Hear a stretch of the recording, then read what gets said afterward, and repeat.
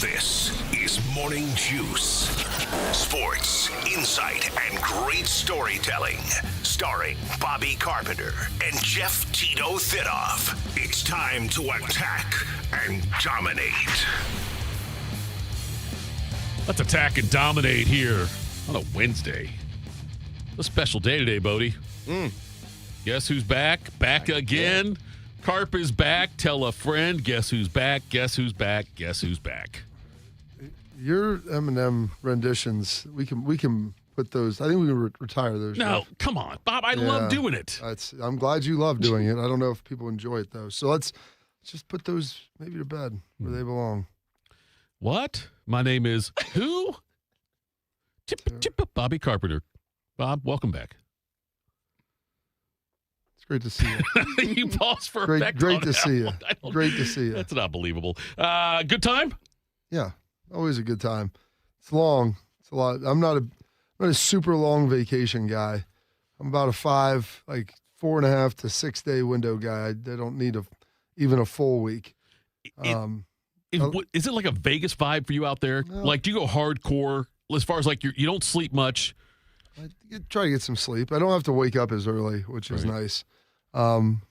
Depending on how late you need to stay up and when you get off the boat, different excursions you're doing and stuff like that. So we'd been to every place we'd gone before, or I had. So I was very selective in when I got off and like what I did. Like I don't need to take a bus tour around some of these places. Like that sounds terrible. Like I'm there because it's sunny and warm. Right. So I'm going to walk around in the sun, not sit inside a car and look at things. So you got a chance to do some really cool stuff. It's always the elite part of what we got to do is always going to St. Bart's, which is there in like St. Thomas, a little bit, St. Martin, St. John, like that area, especially St. Bart's, very exclusive. And the boats that are out there in the harbor are pretty elite. Yeah. Yeah. One of the one that we pulled up beside, I guess, was one of the Walton's boats. And I mean, it was $300 million. Yeah. Walton, is that the Broncos? Walmart? That whole family. Yeah, okay. I mean, better known for Walmart, but yes, they do own Broncos. Then one of the sisters is married to Kroenke, who owns the Rams. He's done well. They got a couple. They got a couple different franchises around Any of professional Heather? sports. I don't, not that I know of. Not yet. But yes, there's all these different boats out there. It was crazy. We go to this place called Nikki Beach, which is really nice. Wait, did you say Naked Beach or Nikki Beach? Nikki Beach with an I. Okay. 2 Ks Nikki. and an I. And you go there, and it's like a little beach club like you would see in Miami or everything. I don't know. I don't think Miami has one. They've got them in like other parts of Europe, I think Spain. The guy who was our server, who's kind of in charge of the whole place, he was going back to Spain to run their stuff for their high season. Huge Seattle Seahawks fan, loved JSN, loved all the Buckeyes. It was awesome talking to him. But we're sitting there, he was just telling us about everything there. And we'd gone there a couple of years ago, and ironically enough, Aaron Kraft had told me when we were getting off the boat that day that he'd heard that Bob Kraft and Mike Vrabel were there. I don't know who had told him that. And as we got over to Nikki Beach, then at one point during the day, they were inside, they were coming in as we were leaving. They were going to be eating dinner there that day. And so got a chance to see Vrabes and Bob Kraft and his wife Jen, their whole crew. So it was a good time, a lot of fun. But I was trying to explain to some of the players that we're the bottom 10% of the earner of the wealth right here in this place. These folks right here, they're on a level that you may not know. They bring out the champagne, they do the sparklers like they do and stuff in Vegas and playing music. It was the day the USA won the the Olympic gold, so there was some of the Top Gun anthem being played and people bringing stuff through. And I had asked one of the guys, what do we need to do that? And well, here's some of our bottle options. Some of the guys were over there and they're looking through. He's like, we had some good options from 10 to 50 or 20 to 50. And Bennett Christian goes, you mean 2 to 5? And I'm no, Ben, he means 20 to 50. Oh. It's 1,000. Yes. 1,000. And in euros, so you get another 10% bonus on that too. So, but the good news was the tip is included in that. Oh, good. Because it's a French island, so they don't tip there. So I could afford the bottle, but not the bottle and the tip. That's all built in there. So it was funny, just kind of seeing those guys and watching how everything's experienced and consumed, and watching like 60-year-old women dance on these tables after spending, after a $25,000 brunch at 2:00 on a Sunday afternoon it's a lot of fun. Wait. Are you telling me that truly there were 60-year-old women dancing on tables? There was in 50s, 60s. It was, yes. Wow. There's a full age range because the people there, I'll show you some of the videos after this. I think I put one out. It's always awesome going there. And I bought a hat. It was $80. What's funny for me, Bob, is you say 50s, 60s. I was like, wow, those women are old. Then I remember how old I am. They don't look that old. I'm sure they don't. They're of that age. But that's the part that's like a reality check for me when I say, oh, that's crazy. That's an old woman. I'm like, wait, that's kind of right in my range. There was one of the ladies that was, I'm guessing, was probably somewhere between mid-40s to low 60s. It's tough. I mean, listen, you're not ugly, you're just poor, Bodie. Just remember that. when you can afford high-end health care, then you're fine. She was up there, popped down, and like crawls. You have all these cabanas in front of the beach, and comes on down. Starts talking. We're like taking pictures, with some different guys. Pops in there, starts talking, and wants to get a picture with all the players. Like most of these people are French. It's a French island, so they don't care about like American football is nothing to them. But her dad was from Cincinnati, and she was a Buckeye. And there was another group there that guy was on vacation. He was from Dayton, or they were on their their anniversary vacation. They were from Dayton. There was probably 4 or 5 independent people not there with the Buckeye Cruise that had some tie to Ohio that made them an Ohio State fan. To the point like where they knew who a lot of the guys were. Not just like, I like the Buckeyes. No, that's Coach Day. Oh, that's such and such. Is that our skinny little quarterback, Julian, over there. we're working on bulking up. But it was good. It was fun, and it's fun for those players because it allowed them to get out and engage and talk and to watch that leadership dynamic evolve. And it was good. Good watching that. And it was fun watching Julian come out of his shell a little bit, too. Did anything happen that might result in vacated wins? I don't think anything can be vacated. Okay, I'm just making sure. It was a vacation. It was a vacation. Okay, vacation time, but I don't know if it can be vacated. Not that you need this to hear this from me. You have worked your ass off in your life to get to the point where you can do things like that. Go there and feel poor? No, Bob. But I have 2 questions for. Well, actually, I have a question and a request for next year. The request for next year is do some advanced scouting, and if there's anybody named Heather, let me know. Secondly, the question I have. Did my name ever come out of your mouth on the cruise? Not a single time. Seriously? Not a single time. It was very enjoyable. Did Bodie... Well, I didn't need that part of it. Did Bodie's name come out of your mouth? It did not. Okay. All right. Unless I was sitting there cussing at my phone for it not being able to send stuff through. Because it's amazing. Some of the videos that I had, you would have thought that, like, you could just take them and then just send them back. It wouldn't let me send them. And I remember I had to do this last year. I didn't... Audio is easy because the file is significantly smaller.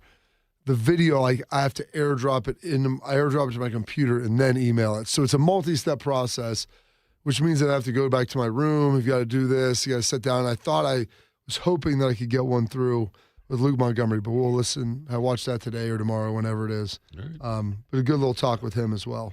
2 full hours here on YouTube, the Fan app, HD3. Download the show anytime. Catch us from 10 a.m. to noon on 10 TV Plus. Where else can they find us, Bodie? That'd be on Facebook and Twitter. Morning Juice sponsored by Riverside Bank in Dublin. Austin Ward's going to join us at 7:25. He was the one who filling in for you the entire time, Bobby. He was filling in last night too. He's all over the place. He was. That dude, he is Mr. Worldwide. Let's see. Buckeyes at Iowa tonight in men's basketball. We'll talk about that. That's a must. It's an important game. No, it's an important game for Ohio State. Let's just say that. OSU women host, Northwestern beat Indiana on the road last night. Now, I was checking the net rankings this morning, and I guess NCAA is still asleep, but Northwestern, that could be TBD. Quad 1. Could get back up to a quad 1 win. You beat Iowa, you beat Purdue, bam. Week from now, you got 3 quad 1 wins. We're in. OSU women host Michigan tonight. Cavs beat the Knicks 109-94. CBJ, big game at Boston on Thursday. Oh, Bobby, one person's glad you're back. Bodie Wells, because this now falls on you. Time to get smarter. Morning Juice presents Today in History. Here's your professor, Bobby Carpenter. All right, Carp, give us a much less Notre Dame Dallas-themed this date in history. Well, I'm just excited I don't know if I'll be here, but or what will be going on, but February 21st, 2027 will be the 1-year anniversary of what we call it, the Miracle of Milan. Is that what we're going with? Sure. Yeah, Melodical. like We call it the Melodical. Melodical. All I could think about when they won was Bodie watching that. You know, like, what team do you play for? Oh, yes. What team? Jack Hughes, what team do you play for? Tonight, we are the greatest hockey team in the world. It was so amazing watching that, though. We'll get into that. Today, though, is February 25th, the 56th day of the year.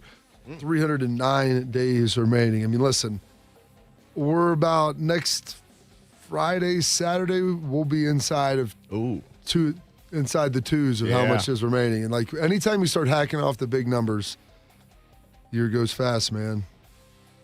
This state, 1913, the 16th Amendment is ratified, legalizing income taxes. People are excited about that one. This state, 1919, the Treaty of Paris sets up the League of Nations. On that same date, Oregon puts a 1-cent tax on gas, first gasoline tax in United States history. This day, 1925, Glacier National Park is established in Alaska. 1952, the 6th Winter Games close in Oslo, Norway. And then this date, 1964, Muhammad Ali TKO's Sonny Liston in 7 for the World Heavyweight Championship. And what's happened? Clay has won! Clay has won! Something has happened in Liston's corner. They're not going on. And Cassius Clay has won after 6 rounds. And there's the champion, the ex-champion, sitting despondently in his corner. A sensation to end all sensations. It's all over at the end of the 6th round. And Cassius Clay is the new champion of the world. Was that a big deal when you watched that off? Yes, it was a big deal. Yes, Bob. Thank you very much. Yes. I was just checking. I mean, listen, he's going by Cassius Clay. So that was when he won the title for the first time, I'm guessing. Yes. His mom would call him Clay. Exactly. I'm going to call him Clay. That's a good job out of you, Bodie. Well done on that. Well done on that. This date, 1981, Chris Cross wins a Grammy for Best New Song.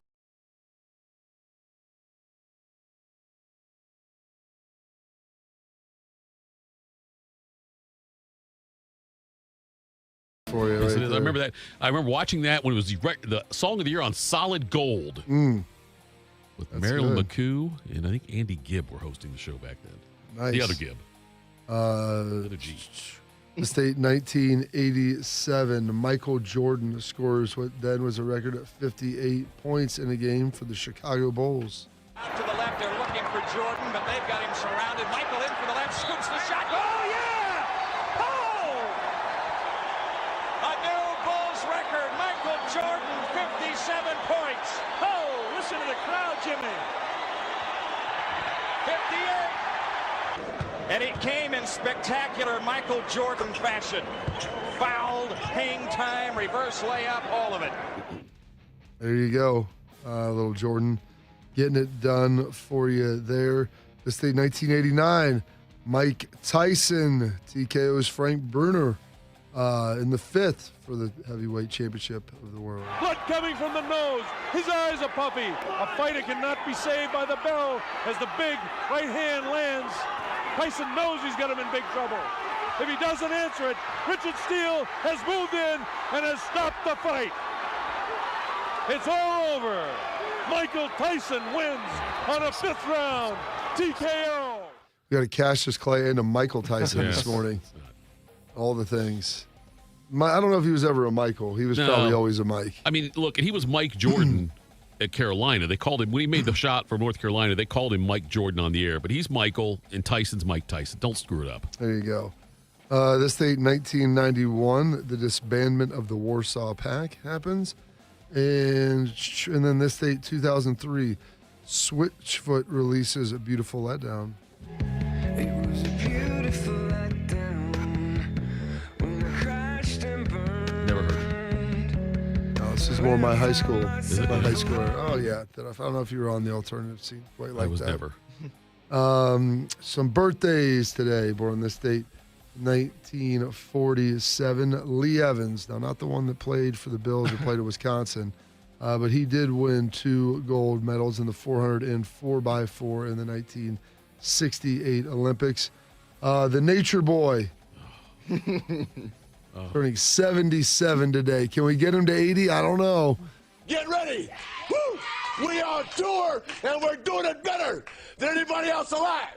You're talking to the Rolex wearing, diamond ring wearing, Kiss stealing, woo! Wheeling dealing, limousine riding, jet flying, son of a gun, and I'm having a hard time holding these alligators down.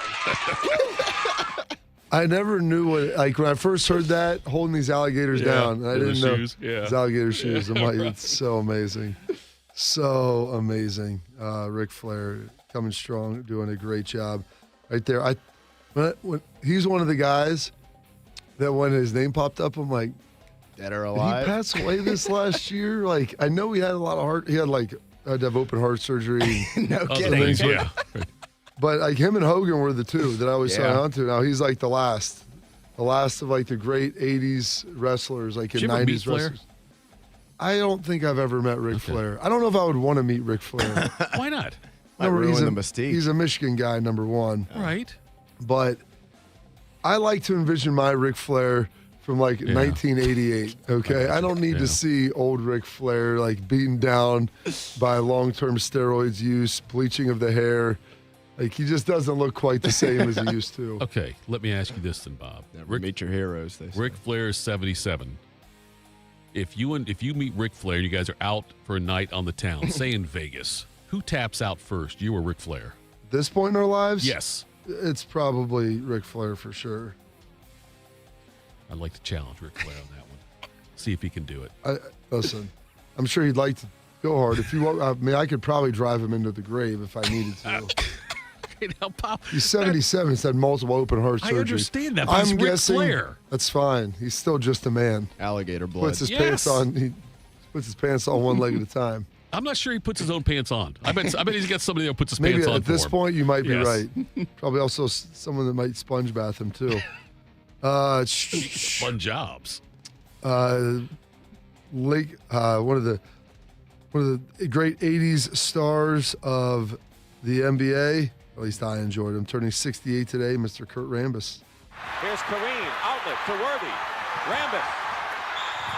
McHale. And now let's watch it. Cooper and the Celtics, and now the bench is empty. As Larry Bird helps Kurt Rambis up, he was decked by 2 Celtics and hit the floor hard, and both benches have emptied. And you knew this was going to happen. You could see it coming. Well, there's a strategy in the NBA by some coaches. Don't let the other team make a layup. Make them shoot the free throws. Incidental made sure that contact. happened. Incidental contact. You'd get suspended for a month if Oh, you did that. he might. They honestly, he might get Guillotine. up there. What's his name? Silver. Adam Silver. And he might give him the Donald Sterling. Or Yeah. I suspend him for life. Like I don't know You're if. gone. Yeah, I don't know if you could even. They wouldn't even let you come back. Yeah. You'd be banned from arenas after that, like with fouls like that today. That was just a little scuff up afterwards. Get to the line, shoot your free throws. Let's go. I mean, they would hit him with a crossbody, like going Oh, up. yeah. That was, yeah. It's amazing. That's back when basketball was real. Games really mattered. Now it goes, you guys sit out. Load management. Imagine Luka doing that today. Oh, gosh. Imagine someone doing that to Luka. Yeah, that's what I should have said. Yeah. Probably the greatest athlete to graduate from Brookhaven other than Jeff Thitoff. Thank you. Winner of 5 World Series, 5 All-Star appearances, a batting title in there. Turning 63 today, Jeff. Paul O'Neill. There you go. Mr. O'Neill? We got it from Seinfeld. That's outstanding. You don't know me. What did you get here? I can give you an autograph there, but my pen's kind of screwed up, and you probably only get like half a P or something. No, it's not that. See, it's about a little boy in the hospital. I was wondering if you could do something to lift his spirits. Sure, I can help you there. Yeah, well, I promised him that you would hit him 2 home runs today. You what? Yeah, you know, a couple of dingers. You promised the kid in the hospital that I'd hit 2 home runs. Yeah, well, no good? No, it's no good. It's terrible. I mean, you don't hit home runs like that. It's hard to hit home runs. And where the heck did you get 2 from? Well, 2 is better than 1. That's ridiculous. Oh, I mean, I'm not a home run hitter. Well, Babe Ruth did it. He did not. Oh, you're saying that Babe Ruth was a liar? I'm not calling him a liar, but he wasn't stupid enough to promise 2. Well, maybe I did overextend myself. How the heck did you get in here anyway? That's great. I forgot. That's a really nice. That's a good one right there. Why 2? Because 2 is better than 1. I think in 88, 89, 90, somewhere in there, he came back to Brookhaven to play in one of those alumni all-star games. He brought the Reds back with him. Sabo had his goggles on, but Paul and his brother both played in it. And in this game, Paul went for 50. In the alumni all-star game, Reds against the alumni, he went for 50. It's a great athlete, Yes. man. Really great athlete. But probably not as great athlete as this guy. Going down as one of the great players in Notre Dame history, but also one of the best hobbits from the Shire as well. Mr. Sean Astin turning 55. The 4 Horsemen. Knut Rockne. Moose Krause. Angelo Bertelli. Johnny Lujack. Leon Hart. Terry Hanratty. John Hewart. Jack Snow. John Latner. John Snow. Marcus Freeman. Paul Harding could have dressed in this locker. We got work to do, kid. Listen, doctor, this friend of mine's been experimenting a little with steroids, and he's been having a lot of wet dreams. Could there be a connection between those two? Douglas, get off the juice. And as far as the nocturnal emissions, why don't you take a swim, buy a shirt with no holes in it, find a beautiful vagina, and take her to dinner? Tell my friend he said so. Doug, once again, off the juice. It's not juice. It's a protein shake. What was that from? That's from 51st Dates. Yeah. I mean, that might be the great range. He's the brother of Julie Barrymore. Drew Barrymore, yeah. That is one of my most... pretty different roles there, but he nailed both. It might not be as iconic, but the 51st Dates role, it might be my favorite one of his. A friend who's having a lot of wet dreams. Oh, it's so good. So good. That's the range right there. It's the range. Oh, goodness. Chelsea Handler turning 51 today, the comedian. Rashida Jones, got to get some of there, turning the big 5-0 today. Really, that's so cool. I've always wanted to learn. Welcome. Take me to your leader. Oh, wait, I am your leader. Wait, are you a robot or a Martian? I am actually your boss, Michael Scott. Welcome. Wow, you are very exotic looking. Was your dad a GI? Or?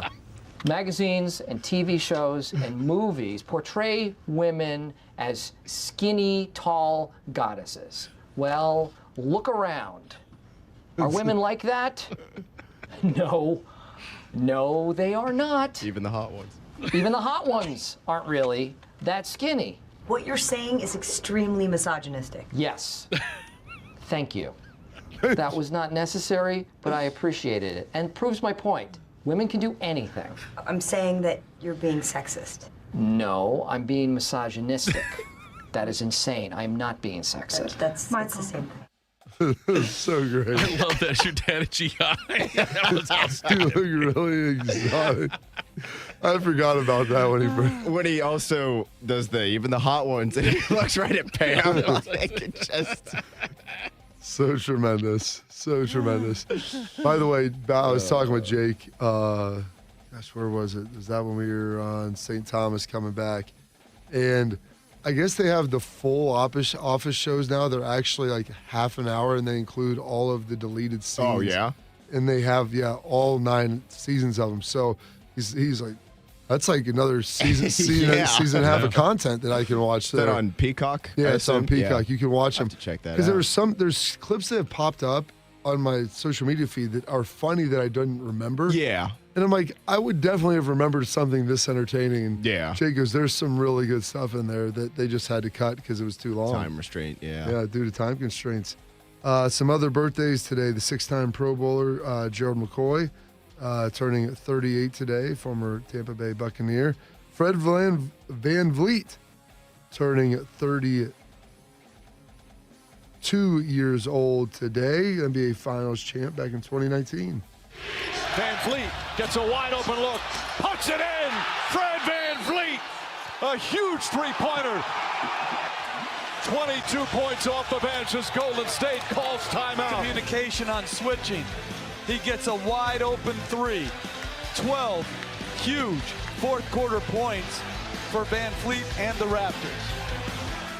One of the more random NBA champions we've had in quite some time. Yeah.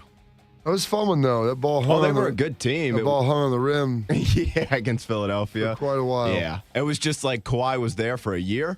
Everybody knew it was 1 year rental. They caught some breaks with Durant and Clay getting hurt for Golden State there, but yeah, just kind of a very random pop in, pop out champ for Toronto there. They broke down that right after that, and it was a lot different moving forward. Bo Nix turning 26 today, and then passing away on this date. Gosh, it's crazy, man. It's almost a decade here. Passing away in 2017, Mr. Bill Paxton. Jesus, Joe, why can't you just forget it? You don't understand, okay? You'll never know. When's it gonna be enough, huh? How close do you have to get? Talk to me! Joe, things go wrong. You can't explain it. You can't predict it. Killing yourself won't bring your dad back. I'm sorry he died, but it was a long time ago. You gotta move on. Stop living in the past and look at what you got right in front of you. What are you saying? Me, Joe. He brought a date. What's that from? That's from Twister. Twister. That is from Twister. Okay. I've never seen it. Jamie Gertz is in Oh, that you've one never as well. seen it? It's a good movie. Yeah. I've seen the second one with Glenn Powell. That's and Twisters. Yeah, I know. Who was the guy? Philip Seymour Hoffman also in Twister. Oh, really? Yeah, because he's like one of the storm chasers. Gosh, another great role by him. Yeah. It's tremendous. Some holidays and observances today. It's Inconvenience Yourself Day, Thitoff, so this might be a good way to get out of the comfort zone for you. You think I have a comfort zone? You think anything in my life is a comfort zone? What's in it for me? Yeah, but that's not. There's no comfort in my zones. It is National Billy Day. How about that? I don't know if that's like Hillbilly or Billy the name, the Williams. It's also National Kathy Day and National Nicholas Day. And those are your historical events, your birthdays, your passings, your holidays, observances for this date. Wednesday, February 25th, the 56th day of the year, and 309 days remaining this 2026. Lawrence Taylor. Oh, right? Quentin Nelson. There we go. Well done as always, General. I like how we get a Quentin Nelson in after a Lawrence Taylor reference, like they're anywhere on the same pantheon. That's all right. Coming up. On who you ask. That's fair. That's the wrong. Ask Steve Kerr. Coming up next, the UFL is doing something interesting. Would it ever translate to the NFL? We'll do that next. Morning Juice. What does it mean to give 100%? It means giving everything you've got, every single day. That's why the V Foundation gives 100% of every dollar donated directly to cancer research. So no matter what you give, we give 100% for life-saving research victories, 100% to making new discoveries that lead to innovative treatments, 100% to groundbreaking cancer research that could one day save someone you love. We know cancer research is working. Over the last 30 years, an estimated 4.5 million lives have been saved thanks to game-changing research breakthroughs. But there is more work to do.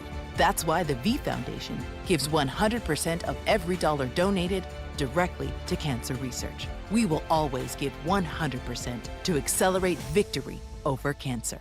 Don't give up. Don't ever give up. Donate today at v.org. Once there was a man who couldn't stand. A mom who couldn't wait. A scientific community that said it couldn't be done. And then you. And then I. And then we. Brought neuromuscular disease into screaming color with the Muscular Dystrophy Association. For 75 years, our voices have thundered through the halls of Congress. We've willed the impossible into existence. We've pushed the science, raised the funds, shifted the narrative, and transformed the reality of life with neuromuscular diseases. For 75 years, we've built communities together. Established the field of neuromuscular medicine, and made it thrive. Call that a legacy. Call it impact. Call it momentum. Just call it ours. Because it's the generations of community heroes that give MDA the strength we have today. And until neuromuscular disease is a thing of the past, you couldn't stop us if you tried. Join us and celebrate 75 years of breakthroughs at MDA75.org. I always tell people I was the luckiest guy in the world. I wanted to be an Army man or a fireman, and I got to do both. As a firefighter, my job was about saving lives. I never thought one day I would be fighting for mine. After spending his career answering the call to save others, Ken was diagnosed with ALS. Now he's facing his biggest battle, for more time. For 70 years, Muscular Dystrophy Association has been answering the call to help people live longer and more independent lives. MDA means to me hope. MDA is leading the way for people living with ALS, muscular dystrophy, and other neuromuscular diseases by accelerating research, advancing care, and advocating to empower families like Ken's. I wouldn't be living as good of a life with ALS if it wasn't for MDA. MDA is helping people live stronger and love longer. Learn more at MDA.org today. One man is a national champion, NFL veteran, and local business leader. The other man is Tito. This is Morning Juice. Sponsored by Riverside Bank of Dublin. Here's Bobby and Tito. Morning Juice, the gang's back together again. Bobby, the NFL likes to have other leagues do some experimentation for them. Try to see if some of those rules that they implement would make sense. And your UFL, with your Columbus Aviators, coached by Ted Ginn Jr., they are using some different rules for the upcoming season that starts here pretty soon. Field goals from 60 yards or longer are now worth 4 points. Oh, it's like the NBA, like the All-Star game, get that hot shot for like the extra point out there. Okay. Punting from inside the opposing territory is not allowed, except in the last 2 minutes of the half. So if you've got it 4th and 7 on the 49-yard line, you have to either go for it or kick the field goal. Yeah. You cannot punt. After touchdowns, teams can do a 1-point kick from the 33-yard line, a 2-point conversion from the 2-yard line, or a 3-point conversion from the 8-yard line. That's the other one. And then lastly, the tush push is no longer allowed. This is all in the UFL. How do you ban? Like, I want to know how you ban the tush push. Like, you just can't say you can't do that. You have to build rules that prohibit certain things. I would think that the way they would do it is that you can't have you can still do quarterback sneak. You just can't have players right behind the quarterback lined up probably to push them So forward. you can't have anybody aiding and assisting a runner. Yes. Which used to be the rule. Yes. And then they changed that rule because it was too hard to adjudicate. So are they bringing that rule? I would like to see how it's written, because to write it with great enough specificity that it only limits that versus the total aiding and abetting at large, like that's what's interesting. Do you like any of those 4 rules? Field goal 60 yards or longer, 4 points. Can't punt inside the opposing territory except in the last 2 minutes of the half. After touchdowns, you can go for 1, you can go for 2, or have a 3-point conversion from the 8-yard line, and then the tush push being gone. The tush push being gone, I don't agree with. Okay. I also would like to see how the rules written. The longer field goal points, it's kind of gimmicky, but I guess if it's over 60. Cowboys get 6 more wins this year if that's the case. No, you might get something.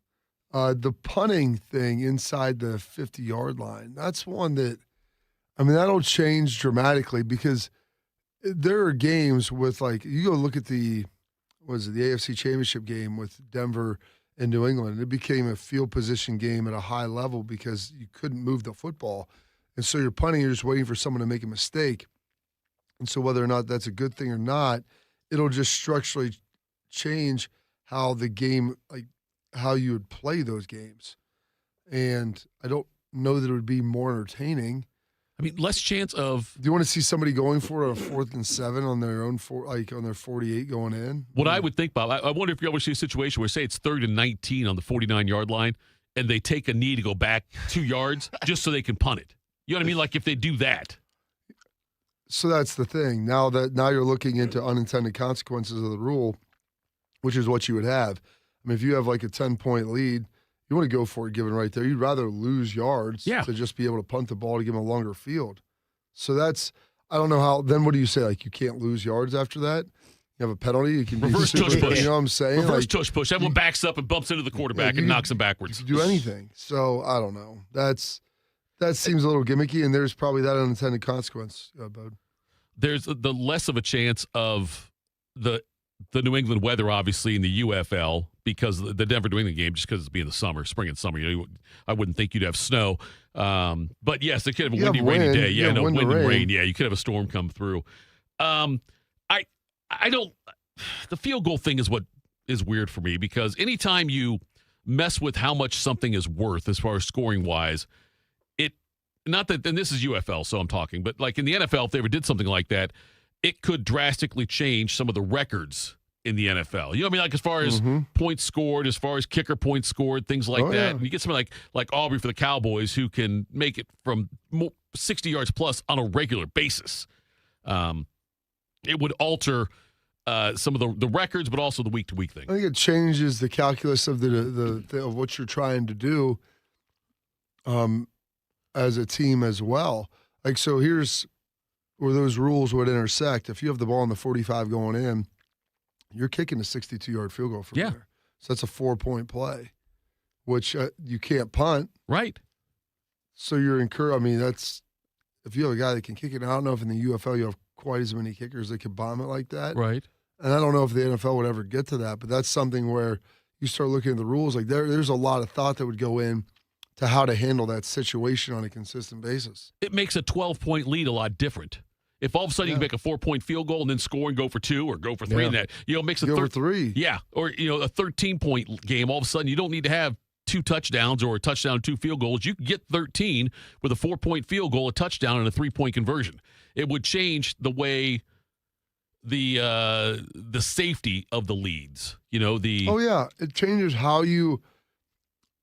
All that fundamentally changes how you would operate a football game. Right. Like your special situations and understanding all of that. Like and the thing is, you have 50 years plus now of data that they can look at with how to kind of handle this. And some of it has changed over the years. And obviously the league is a little bit different now, but still how to handle those situations, what to do and when. That is always, there are certain things that have always been tried and true. And so you'd have to have coaches go back to the drawing board. It take a lot of work in the offseason to sit there and look at this and figure out time management structures of when you have a lead, when you don't, how to handle that, when to call timeouts. There's a lot there. That was my first thought as we were talking about this, was this could really separate the good coaches from the bad ones. Yeah. I mean, I'm not saying he was like a bad coach, but all I could think about is Mike McCarthy trying to do math on the fly in some of these situations. Right. And you're like, ooh, the Steelers could be in some trouble if any of this came to fruition. And you're offensive coordinator for Columbus Aviators, Bobby? Do you remember who it is? I do not. Todd Haley. Oh, that's right. Yeah, the former Chiefs head coach. Yeah, I know. Todd was our wide receivers coach in Dallas. Oh, I was going to ask you if your paths ever crossed. I know Todd well. Yeah. So he is the OC for Teddy Ginn's squad. I'm not sure when they open up. And we were trying yesterday to think of other teams in the UFL, and we could not off the top of our heads. There is a team in Birmingham. There's a team from Louisville. There's a team in Louisville? Yeah. Steel's playing. I don't know if it's the Cardinals. Yeah, that's where Steel's playing. Oh, so, okay. I didn't know that. Cool. Yeah, they all practice in Arlington, though, and then they play the games on location. Cool. All right, coming up next, we'll do quick hitters, Morning Juice. Hey, guys, 13-year NFL veteran and Super Bowl champion Jason McCourty here, and I'm the Innovation Ambassador at FAIR, Food Allergy and Research Education.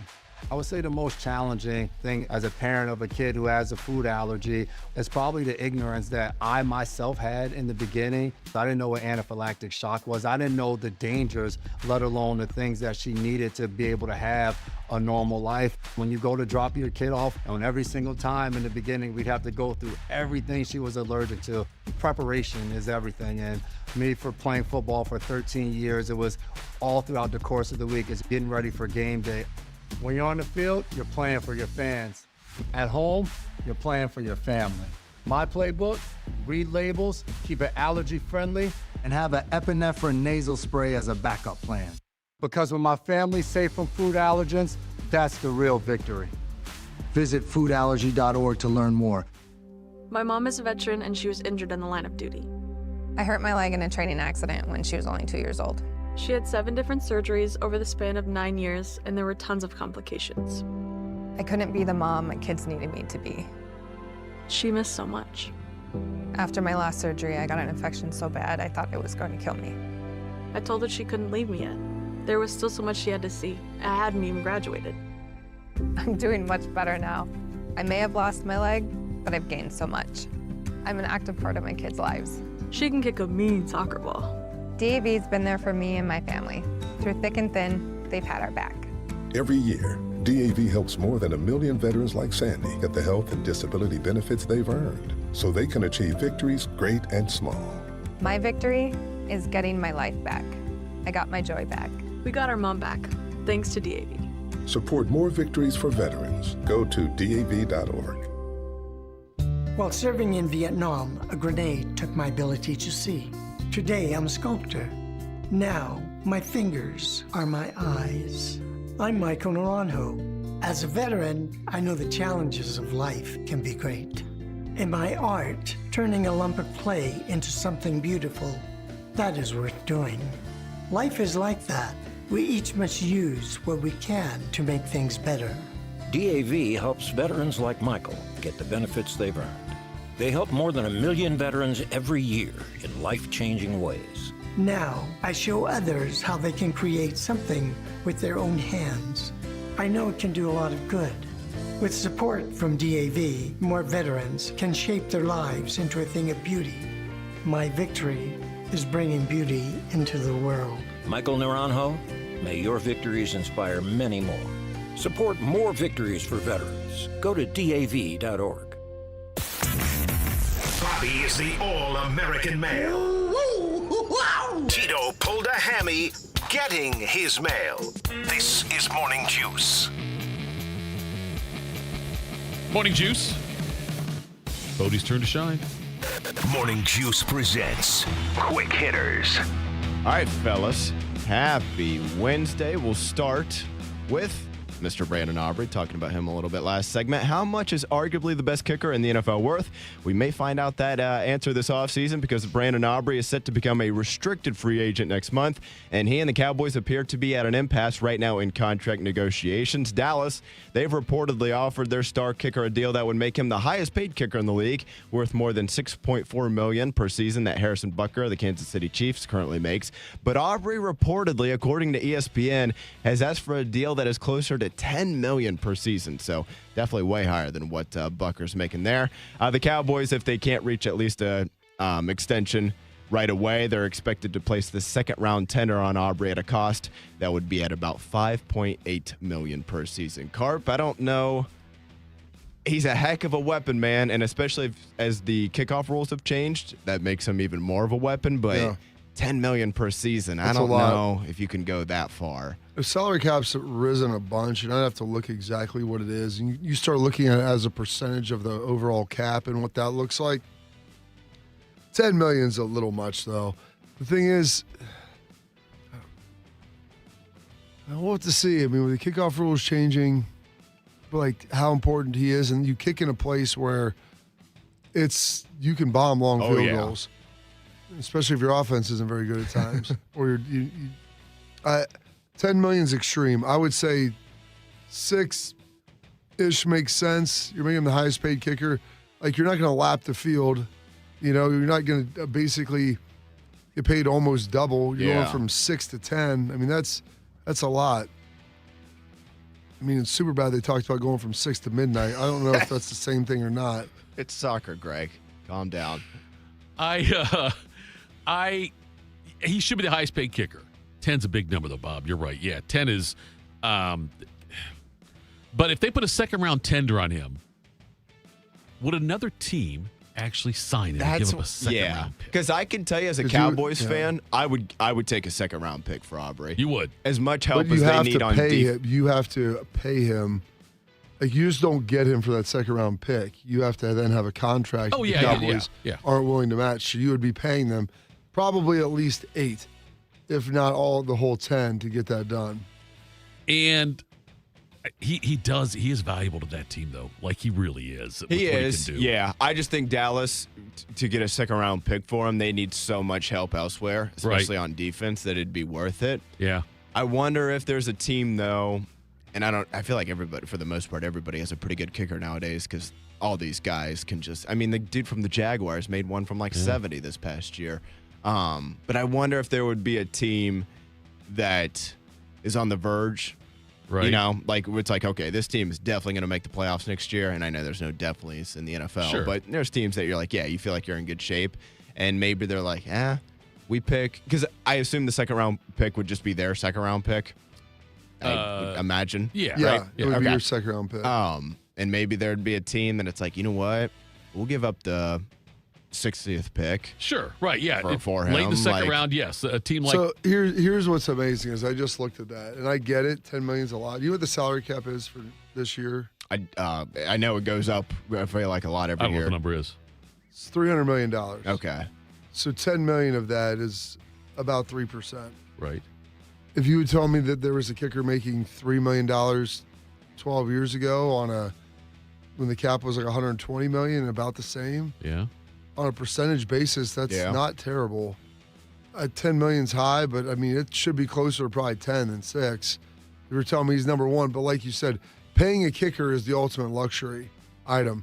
Because like you don't really, if your team's not great, what the hell's the point of having the highest paid kicker in the league? You're paying him to help you win those extra games and get you over a hump that you wouldn't be able to do otherwise. But to do that, you actually have to get to the point where you're getting over the hump. And that's why, like I said, as a Cowboys fan, I would give up Aubrey for a second round pick. But if this was Dallas of 3 years ago or 4 years ago when they kind of had that stretch where they were winning 12 games every year and then flaming out in the playoffs, right. I would not. Like, it wouldn't be worth it, I don't think, at that point. There was a point, Bob, in the mid to late 70s. The Saints used the 11th overall pick on a guy named Russell. It was like ex-Berlin. What year is this? This is like 1977 or 78. Okay. They used a first-round pick on him because he was a kicker and a punter. Oh. And they thought he could fill two roles for them. And he gets to the NFL, and he is awful. And he flamed out after like 3 years. You can do them both, just not very well. Right, yes. He was a kicker and a punter. That's why they took him. He played two positions. They justified it that way, and then he was terrible. And I think he ended up doing time in prison. Oh, nice. Hey, well, great three-way player. Yes, three-way player. The bad about Dallas, though, is sometimes, and I like Shoddy, and I think you guys know me well enough to know I'm not Mr. like every play call sucks. Right. But there were times that I think they did get a little too conservative last year. Yeah. Because I was like, well, we got Aubrey. We can just make 3. Yeah. And you're like, it's 4th and 4 from the 45. Go for it. Like you got Dak and Pickens and CD.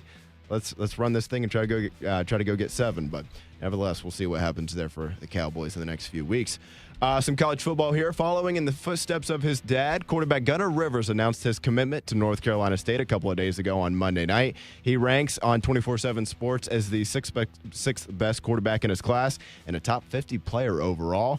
Before his dad, Philip, had an 18-year career in the league that he is now 8th most passing yards and 6th most passing touchdowns all time. Philip Rivers had a stellar 4-year run for the Wolfpack there in the early 2000s and almost beat the Buckeyes in Columbus, Carp, if I'm not mistaken there. But most notably, his senior season in 2003, he completed 72% of his passes, which back then means more than it does nowadays. Sure does. Almost 4,500 yards and then 34 scores and just 7 interceptions. The year before that, in his junior season, NC State finished 11-3 and ranked 12th in the AP poll. That is the highest ranking for the Wolfpack in school history. So, Jeez. Tito, I know, I kind of would have thought they maybe would crack the top 10 at some point, but nevertheless, Tito, it's pretty cool to see him follow in his dad's footsteps. Now comes the expectations part of things. So we'll see if he can live up to the hype. That's the thing that's going to be interesting to see because you're right. There's a lot of hype. And I know sometimes it works out well, but sometimes it can be really bad. If you go in there with these expectations, because you're obviously you're Philip Rivers, the most decorated quarterback they've had,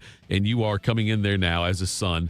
I don't know if Philip Rivers is the number retired by NC State. I wonder, or could he wear? I'm sure his dad would give him permission to wear the number. I would think he would, but is that added pressure you want? I mean, Bob, do you, as a father, would you want your kids to follow you to Ohio State? It's up to them. Whatever they'd like to do, Thitoff. It's their life. It's now or never. It's now or never. Jonathan Moxon told me I don't want your life, Dad. R.I.P. James Vanderbeek. Oh, that's the Varsity Blues guy, right? Or Friday Night Lights? Which one was it? Varsity Blues. I got it right the first time. Okay. Nailed it. Yeah, thank you. A 50-50 shot on that one. At least I didn't say the program. No, but Bob, there would be that added pressure. Though. Let's say, RJ's a hell of a linebacker, right? And then, there'd be a pressure on him if he went to Ohio State, I would think.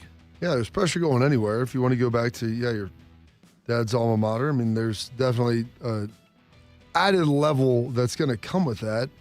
But it's a function of, is that what you want? Some people want to do their own thing, set their own path. Other people don't. I'm good either way. It's up to the kid, though. Like, I don't think as a parent you can dictate that to them. You give them the pros and cons of each. Right. There's a lot of good and some bad that can come with that. Go ahead. I was going to say, too, also, there is pressure going to your dad's school, but it's NC State. I mean, true. You know what I'm saying? Yeah. If Arch Manning, which I guess he maybe could have went to Tennessee or Ole Miss, which are two pretty high-level programs. But if he went to whatever the equivalent of NC State is or something, if he went to Michigan State instead of Texas, it'd still be a big deal. Right. But, Texas has national championship aspirations. Yeah. NC State's hey, 8-4. Yeah. And anything better is kind of icing on the cake. How about this? Phillip Rivers, he had his jersey number retired before his final home game at NC State. Yeah. That's interesting. It never finished higher than 12, so it's not there's hard to argue it. How many other name me other great NC State players? Russell Wilson's all I got for you. There, and he kind of was maybe better at Wisconsin in some ways. And that's probably true. Mario. Oh yes. Not Mario Williams. Mario Williams. Oh, yeah. Mario Williams is from there. Bradley Chubb. Him and Manny Lawson, Bradley Chubb. There's a handful of guys. Holt is from there. The Holt brothers, I think, both went to NC State. But it's not a very robust list of guys. So that's why they did it. I mean, he had been by far the best player they had probably had. Gunner, he's in the 2027 class, but following his dad's footsteps, he also has 4 children. Already. He, as far as retiring the jersey before you leave, Coach Prime, he's probably a big fan of that. Oh, yeah, that's true. Good point. Yes. Shador's number before. I think Shador had been gone maybe a year or something, but nevertheless. Do you know where Steve Kerr wants your kids to go to school, Bob? Where, Notre Dame? Miami, Ohio? Or both. So he wants to go. Ironically, they didn't offer my youngest 3 brothers, and so my dad was like, all right, well, that's their choice. I mean, so no love lost moving forward there. We'll stay with college football here. In each of the last 2 seasons, we saw 6 teams make the college football playoff for the first time in their program's history, as we made the jump from 4 to 12 teams making the field. So who could be next on the list to make their debut into the CFP this season? CBS Sports listed their top 6 teams who they believed could make that happen this fall. They went from USC from the Big Ten, BYU, and Oklahoma State from the Big 12. Oklahoma State, I feel like, might be a bit of a stretch. Yeah, they are trying to do, I guess everybody's trying to, but that would be a little bit of the Indiana model, if you will. Their head coach came from North Texas, if I'm remembering correctly there, and brought a lot of guys with him. But, yeah, they won 1 game last year, and most of their losses were not very close. Elsewhere here, South Carolina and Florida from the SEC, and then Louisville from the ACC. So, Carp, anybody from that list, or even somebody not on that list that you think can maybe make a run at having their first CFP bid this season? I mean, USC is the logical choice. There's the fact that they've never been in the college football playoffs since the inception in 2014. I don't know if you would have asked anybody in, 2003 if that was going to be the case. There's 2012. Yeah, I mean, you're telling me that they're going to be 4 teams, and they're never one of the 4, and then they're going to go to 12, and for 2 years, and they're still not one of the best. and really haven't been that close either. They had that 1 year with Darnold where they beat Penn State in the Rose Bowl, and otherwise it's the year with Cam or. Oh, that's true. Caleb, Caleb got him close to the doorstep. That's right. But that's it. And by the way, you're playing your coach $14 million, and you poached him from OU. It isn't like you had some project, a young up-and-coming coach that didn't work out. You had the guy. You paid him a lot. And, by the way, now you can legally pay players and still not getting it done. That's what everyone said. Well, they're L.A. They're Los Angeles' team. Everybody would love them. That's the team that's the first, last, and only team on that list that you could say. BYU, I would say, with the fact you can pay players and that you look at what they've been doing now across football and basketball, they're investing heavily in that. So they would be probably the other than me. Oklahoma State is a head scratcher because there was nothing that I saw last year that would lead me to believe that they have the financial wherewithal to make the investments they need to have them be successful. I was looking at USC's schedule, and I was trying to think how many losses could they absorb and still get in, because they do play Ohio State and Indiana. Now they get Ohio State at home. They have to travel to Indiana. Schedule not that daunting otherwise. I mean, at Penn State, at Wisconsin, host Washington, host Oregon, I guess would be tough. But could a 3-loss USC team get in? A 3-loss Big Ten team that's not Ohio State, could they get in? It seems I would bet against it. So would I, yeah. So I don't know. I mean, BYU could sneak in. Who knows the Big 12 and things like that. But. Louisville was the one that kind of jumped out to me there because, I mean, we just saw a 5-loss Duke team win the conference last year. Yeah.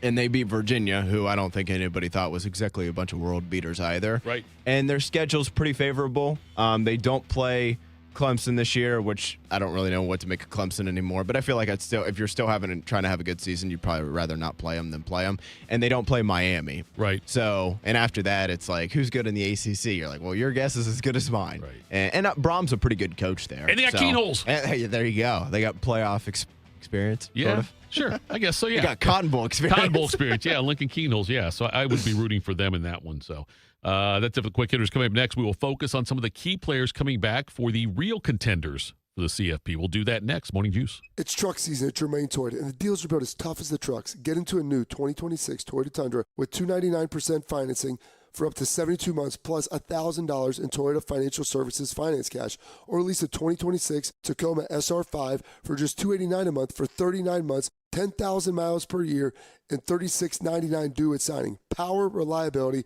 and offers that work as hard as you do.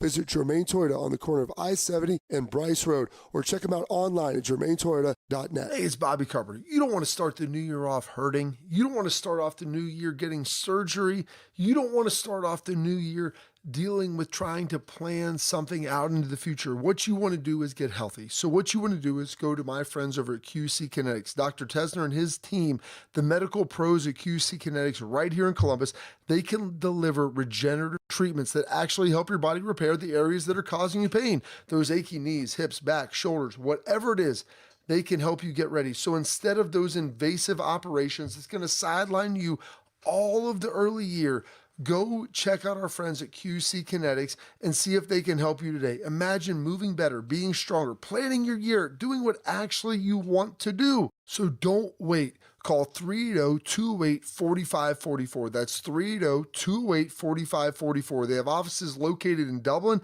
and Gahanna, and they're already there for your free consultation. So go check them out today. Miss Fernandez, what are those tiny things? Those are what we call amoebas. You can only see them through a microscope. Wow. Today's students are tomorrow's great thinkers and innovators. But right now, there's a funding crisis in public schools. Millions of kids go to schools that don't have funding for books, computers, and so much more just because of where they live. You can help change that. Donors Choose is a nonprofit that lets you support students and teachers in your community and beyond. You choose which supplies to support. You could provide first graders with pencils and paper, or other students with their first chapter books, help a music class get a guitar. You could even supply a classroom like mine with a science project. But what you're really giving is the moment that sparks a brighter tomorrow. To learn more, please visit DonorsChoose.org. That's DonorsChoose.org. Choose students. Shape the future. Wounded Warrior Project helps post 9/11 veterans and their families realize what's possible. With support and resources that bring warriors together and empower them to become stronger, both inside and out. It's possible to begin healing. To get the help you need. To find peace. And as each warrior's needs evolve, so do we. Because these last 20 years are just the beginning. Learn more at woundedwarriorproject.org/possible. Proud to be your go-to sports addiction. WBNS, WBNS FM, HD3 Columbus. The Fan 3, Ohio sports destination. One man is a national champion, NFL veteran, and local business leader. The other man is Tito. This is Morning Juice. Sponsored by Riverside Bank of Dublin. Here's Bobby and Tito. So, I forgot to mention this to you, Bobby. I know you were thinking about it while you were gone. Was. Yes. I did finish the movie Sinners. Oh, that's good. Finish that off. Stumbled into that one. Quite the plot twist, huh? Yeah, it was. It was. It's not what you're thinking. It's not what I was thinking. I did that first half of it one day, and then the wife and I watched the rest of it together. She said it's the best movie she's seen in a long time. Well, if you just sit down without knowing anything about what it is, there's a lot of juice. There's a lot of things. The cinematography of it's really good. Yeah.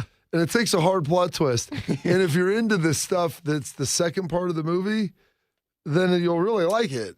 I mean, that's why I'm not like the biggest scary. Like I don't like search out like scary movies that are gory or things like that. So there's like a little bit of it. But I'm thinking like as I'm watching this, it's going to be a lot of, like To Kill a Mockingbird style, like Southern racist. And I'm like, wow, I don't know. Here is my critique. And if I had not heard from you and Bodie on this beforehand, I would have missed it. But when movies do that thing at the end of the credits, where they give you the little nugget. Yes. If you would have told me, I would have turned it off before that. Yeah, no patience. And I would have missed it. No, Bob, the credits are the end of the movie. So here's the thing, though, but you can tell sometimes when they're giving you stuff in the credits. Right. I was like, there might be something here. And they're showing little outtakes and clips, and it just had a feel to it that there was more done. But I don't it's a feel thing, Jeff. But I wonder how many people, though, miss that. Well, and that's the part that's like... Impatient Americans. Bob, credits at the end of the movie. They are, but there was stuff playing during it. There was like little clips that they were playing intermittently throughout. So it's like, okay, let's just keep watching this a little bit. And maybe that's me, the Marvelification of movies. Yes. Marvelification. And I'm like, let me just kind of hang in here. That seems like you're leading me to a path where there might be something else. And there's like a 2 or 3 minute scene that you're like, all right, that's... It was great. I just like, and I remember when I saw Cannonball Run in theaters, Bob. Yeah. What they did was they had the credits on the left side. That's like what they did, though. They interspliced the clips. But then on the right side, you saw the bloopers, which was fun. I would have missed the bloopers on Cannonball Run with Dom DeLuise and Burt Reynolds and Dean Martin and Sammy Davis Jr., all of those. But I just say, but I would have missed it, though, Bob, if I had not known ahead of time when you said, hey, make sure you watch it through the credits. Yeah. But I would have missed it. And that's good. I don't. And Heather, you said that was the best movie she's seen. She's seen a long time, what she said. Yeah. Good. Yeah. I like that. That's what she said. I don't know. I don't. So you were under her the whole time? So I don't. I don't know. I guess I don't watch enough movies to rank them, and I watch them in weird times. So, and I rewatch movies, so I can't. I'm not qualified to say where it ranks in the pantheon of movies I've seen recently. I would. Well, probably like top 5 in the last decade for you. Look, I mean, 2 of the top 5 are probably going to be The Sting, because I've watched that so many damn times. The Sting. Yeah, from 1973. I don't know if that counts. That's what I'm saying. Like, I can't. Yes, it's one of the best recent movies I've seen in a long time. We talking about this, and we lost Robert Redford. Was that last year? Yeah. Fairly recently. Yeah. Last 6 months, I think. Right. He didn't die in 26, did he? He was 25? I thought it was 25, yeah. End of 25. Yeah.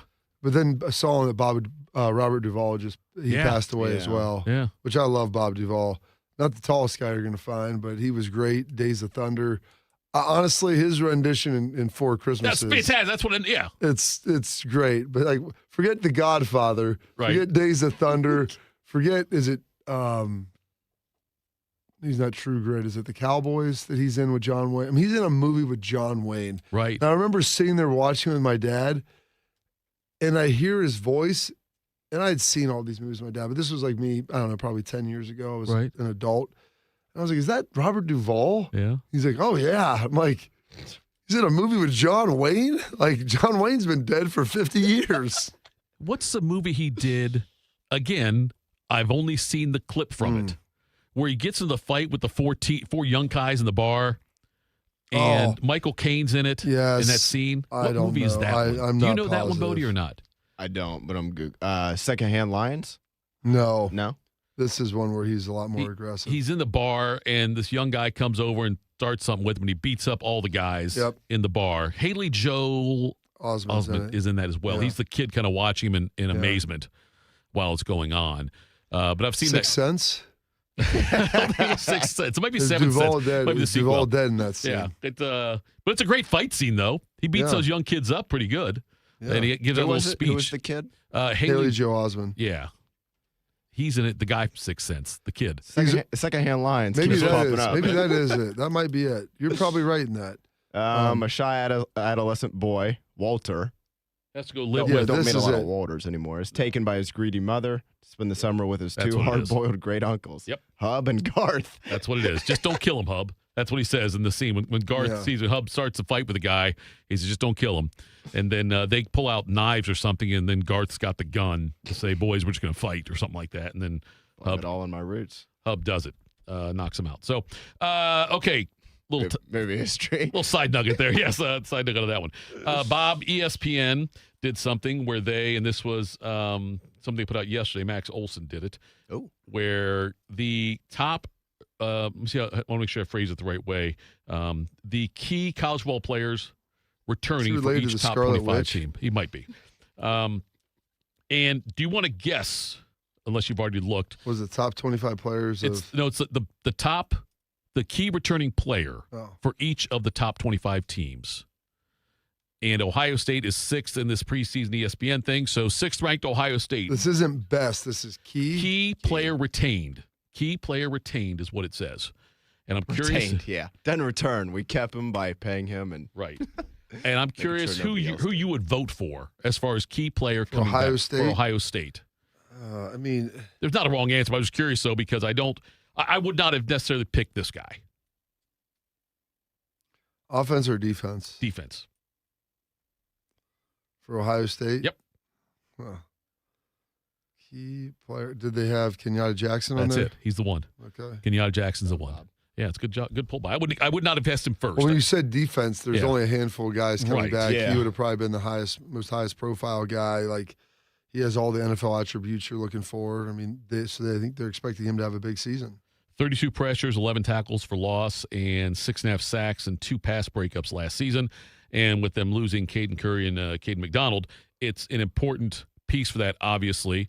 I saw the news too, Bob, and I know we talked about it yesterday on the show, but I want to get your take too about it's not a surprise at this point that it happened, but it becomes official, Patricia coming back. Well, they still haven't made a university announcement about it. I actually stopped over to Woody on the way back and talked to Matt a little bit. I was like, I saw you put your stuff out. He's like, well, I mean, someone kind of asked Ross, and I think he kind of just talked about it. Ryan had said on the boat and the cruise when he was sitting up there doing a Q&A with Dom that, he alluded to, yes, we've got Matt locked up and feel good about that moving forward. And it wasn't explicitly said, but I think now it's the point where so many people have said this and feel good about it that, yes, I think that the contract is signed and, they feel good moving forward. And, for the foreseeable future, he will be the defensive coordinator at Ohio State. Go ahead. I think once the Raiders, they elevated from within, if I'm not mistaken, defensive line coach maybe there for Oakland. Yeah, them too. Las Vegas, that was probably the last domino. That's like, okay, like we feel pretty good about this now. Did the Patriots also do something where they had to elevate somebody, or am I wrong on that? So their defensive coordinator, I think he didn't coach all year because he was battling cancer. Okay. Yes. And the guy that filled in for him, I think now has the job. Okay. Yeah.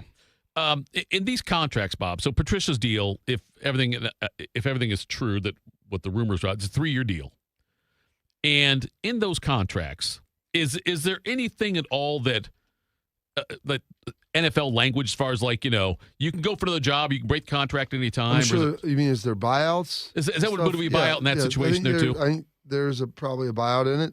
I mean, you're signing a multi-year deal, and from accounts, I think he might be the highest, one of the higher paid assistants in the country, if not the, and maybe the most highest paid ever at Ohio State. I don't know. Yeah. I mean, people have thrown that stuff out there if that's accurate, but here's the thing I know. It's in that ballpark. Yeah. So whether or not it's the top of all time or close to it, it's around that.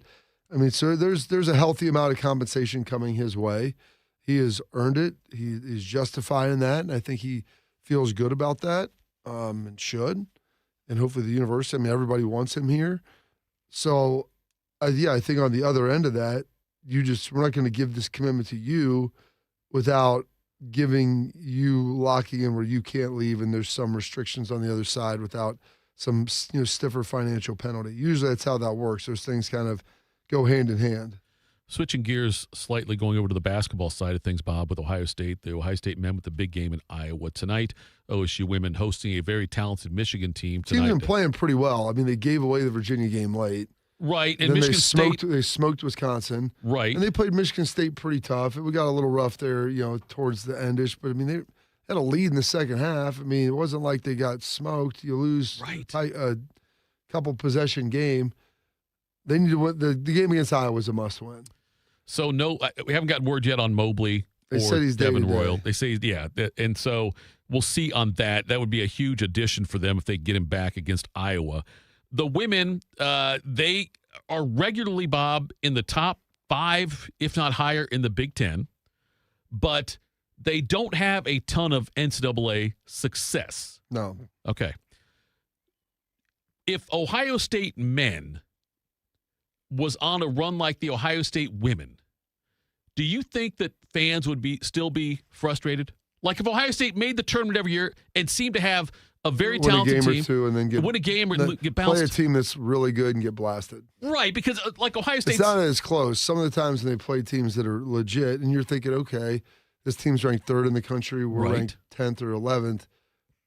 In men's basketball, I've said this, the delineation in women's basketball when you fall off from the elite teams to the next group is a bigger jump than probably just about anything else in sports. Like at least higher level sports like that. Because the teams that are really elite and the teams you define are good is sometimes the difference between like 15 to 20 points in a game. And so that's what has happened with them sometimes. I mean, you look at like when Ohio State plays a team like UConn or times like a UCLA, and it seems like they struggle with those kinds of teams. And so I just wonder, like, if fans, because Ohio State men's basketball fans that have been following the team for a while are still like, man, remember Zach when Thad was here? How good it was then, a couple of Final Fours in a row and whatnot. And I wonder if Ohio State was at the women's basketball point, if Ohio State men's fans would be accepting of that or still be like, you know what? I don't think they even remotely would. You don't think they would? Nah. They wouldn't be. Would be fine with it. They'd be fine with it, you think? No, they wouldn't. Yeah, would not be. Sorry, I could have worded that better. I'm with you. I mean, like, that's kind of what Holman was doing. Yeah. I mean, and then once they lost to Oral Roberts, like, everything kind of fell apart. But, like, Holman was basically, how many years was he here? 7? 6 or 7? Yeah. Maybe got fired at the end of 7. Yeah. They made the tournament every year outside of his last, like, he missed the tournament and then was fired before he like was able to finish that last season, I guess you could say. And they were, I think more often than not, they won a game most those years. Yeah. The COVID year was obviously tournament got canceled, but they would have been in that year.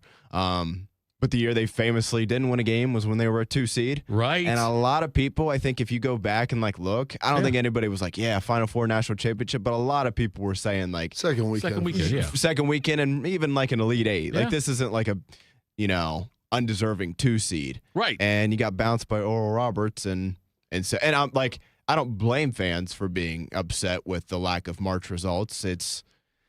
That's the tough part about college basketball, man. You can win 25 games every year. People only care about March. But people only really care about March. And I kind of don't blame them because that's what we all care about. That's what we've been conditioned to care about. Yeah. And I don't mean that as a knock on McGuff and the women's team because they're a hell of a lot of fun to watch, and they are consistent. Yeah.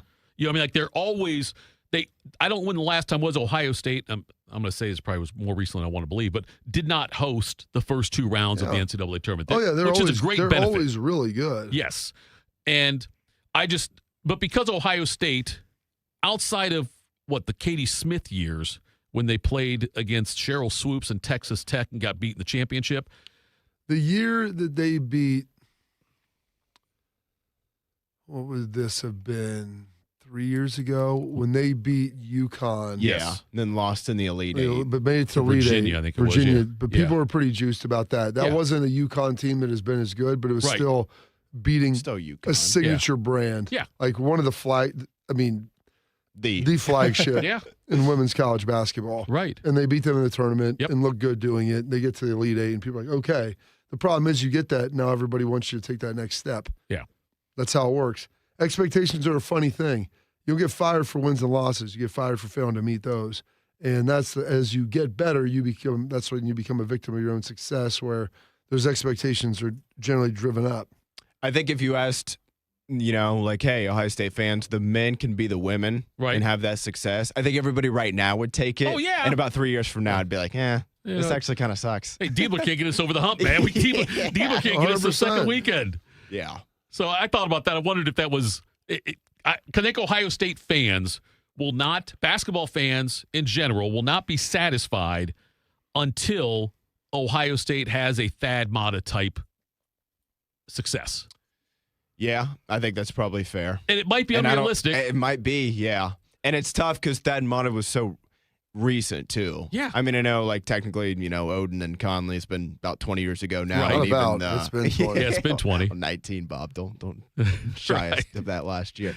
And then even the Sullinger Kraft year was 2012. I mean, that was 14 years ago. But it wasn't like the 80s either. Right. Where, like, there's a whole generation of people who's, like, never even, there's a whole generation of Penn State football fans that have no clue what it was like watching Joe Paterno win national titles. For the most part, you got to be, high school and younger, we'll say, or college and younger maybe, to not remember the Thad Matta years. Are the okay, so we can think about those, even like in the, recently with like the Evan Turner, the Aaron Kraft, the Diebler years, all those guys. It seemed like every team had 3 or 4 players that.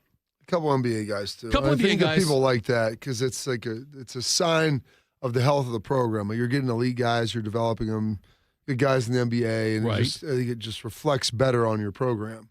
And I wonder about, does Ohio State, now granted, let's say they get in the tournament this year, we still won't look at them, though, as. Don't let them win tonight. Don't let them win tonight. They still don't have that talent level they had on those teams back then. Even so NBA guys. Yeah, it's not like Diebler even at the end of Holtman, you had D'Angelo Russell. You had some guys that were really good players. Sensabaugh. Yeah. Branham. Right, yep. Even Liddell. I mean, Liddell, I know, like, from the NBA point of view, a second-round pick doesn't seem great, but, that's a damn good player. Yeah. I mean, I don't know that Ohio State has a guy that'll be drafted in the NBA on the team right now, right? Yeah. Thornton's not going to be in the NBA, and that's, and Thornton's one of those players that's, like, not sure how much his game translates to the next level, but he's a hell of a college basketball player, and that's fine. Yeah. Aaron Kraft was great. He just couldn't be the best player on the team. Right. And that was okay when you had Jared Zollinger, who was a first-round pick. I got a little worried, Bob. I know we talked in the break a little about what's going on here at the Fan, and you've been here like 2 days in the last month. But you remember when the Cavs, when LeBron left for the Lakers, and there was that thing where they took that big picture down to the big banner thing on the side of the building, and what a big deal it was. The witnesses? Yes, that was a big deal. But that signaled no more LeBron, right? Yeah. Okay. I came to find out in the other studio, the Carpenter and Hawk jerseys are gone. I don't know where they're at. They were removed for some reason. And I got concerned. Not enough to call you on the cruise and ask, but I'm just saying I didn't see the ceremony of them and took it down or what happened with that. But they are gone now. And I got a little concerned about that, but I kept hoping maybe resurface behind us here or behind Bodie over there or something, And so I want to find that out. Maybe we can find out the show meeting today. Maybe we get some clarification with Fish on that. I know we got a show meeting today. Don't we have a show meeting today, Bodie? That'd be correct. Yeah. Yeah. Oh, Jesus. Don't act too excited. Ruined my day.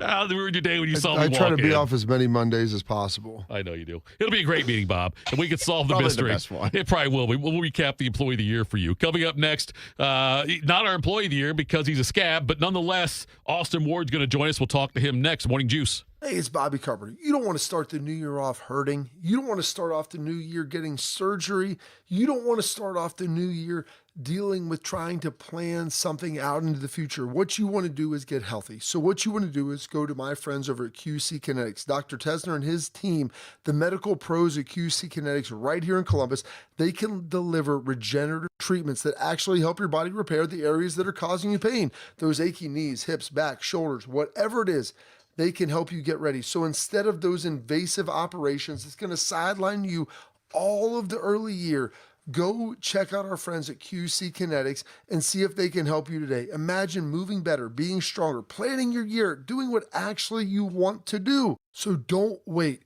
Call 380-208-4544. That's 380-208-4544. They have offices located in Dublin and Gahanna, and they're ready there for your free consultation. So go check them out today. Hey folks, it's Berm here from 97.1 The Fans, Austin and Berm Show. Last week I was on the road visiting a recruit, and I saw one of my old fast food favorites on the side of the road, and was hungry for lunch, and I thought to myself, this place used to just call my name. And I thought, hey, why not stop in and have some? I'm on maintenance right now with Awaken 180, and I'm allowed to eat it. So I pulled in, I ordered the usual, I sat there and unwrapped it in the restaurant, and I was so excited.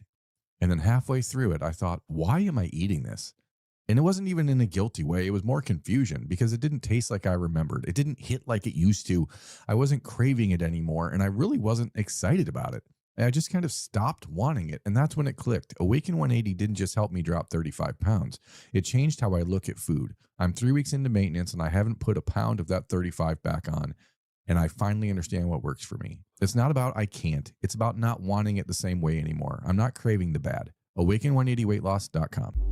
I slept in a lot of different rooms, different beds, but none of them really felt like mine. I spent 14 years in foster care, mostly in group homes. And I never had much stuff because I always had to be ready to move. Why get things if you just have to let them go? There are more than 100,000 children in foster care waiting to be adopted.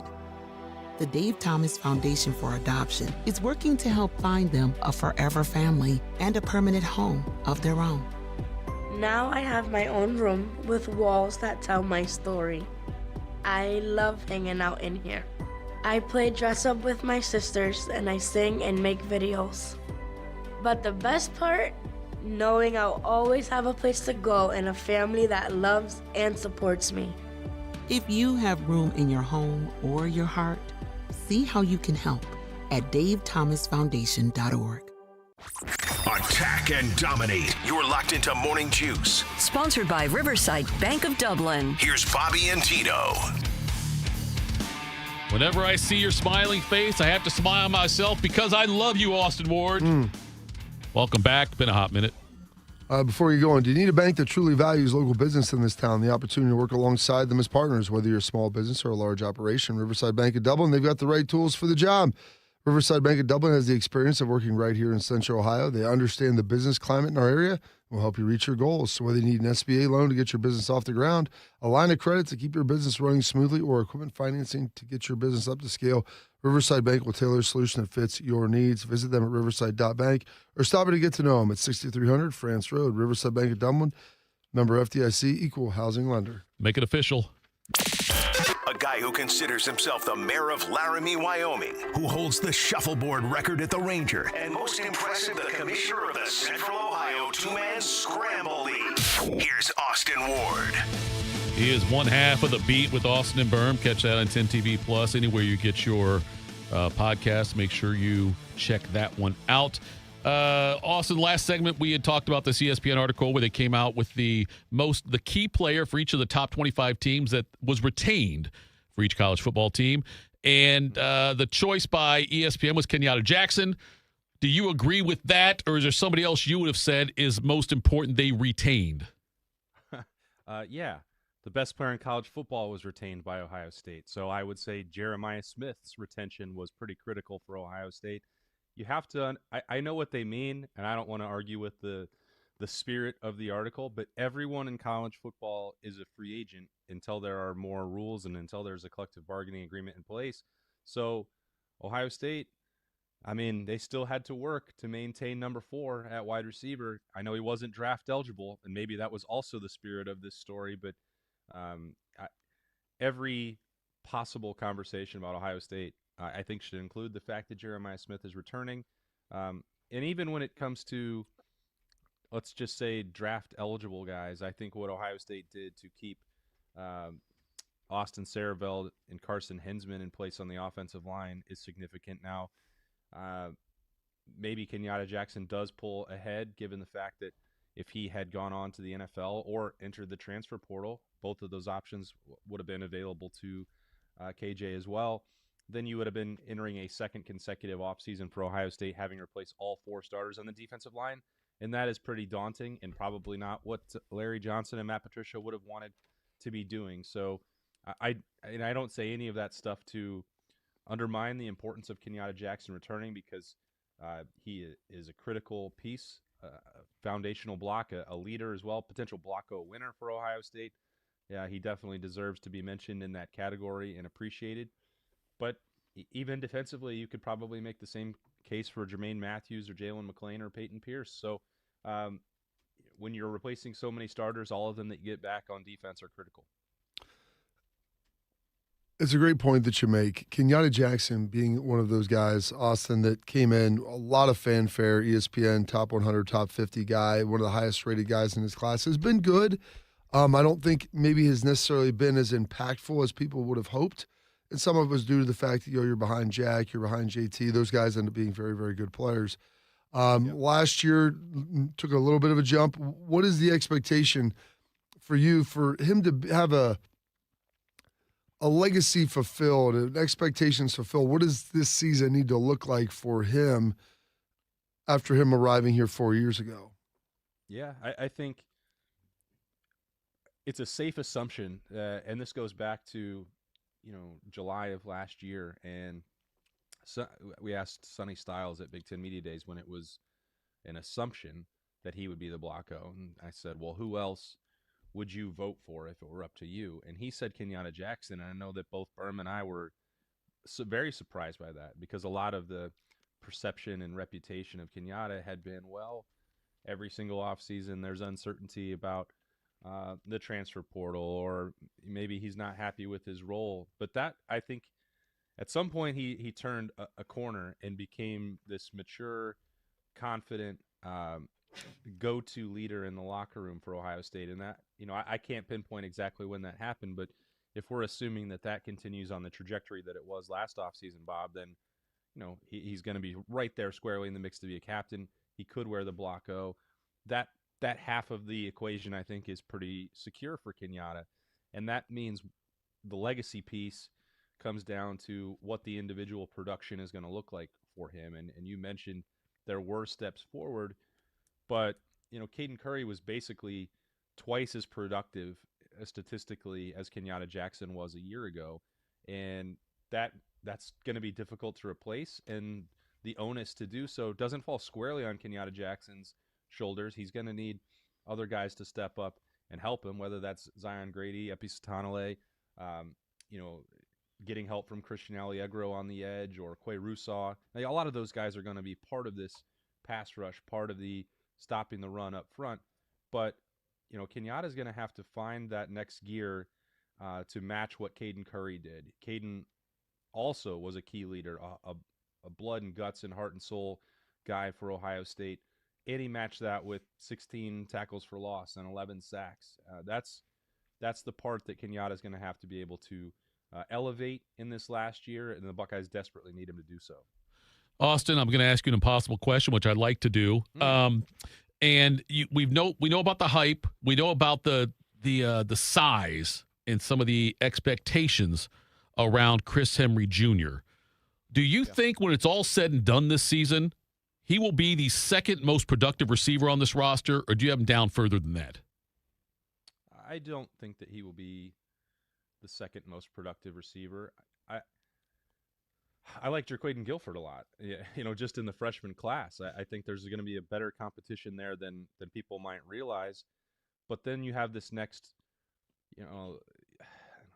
not next wave, because some of the faces are new. Kyle Parker and Devin McEwen have not been in the program, but already I think the conversation about those two guys and what they're going to bring with their experience at the college football level, Kyle Parker's experience working with Cortez Hankton, the speed that Devin McEwen is bringing, and then the experience and positional versatility that you're going to have in Brandon Ennis.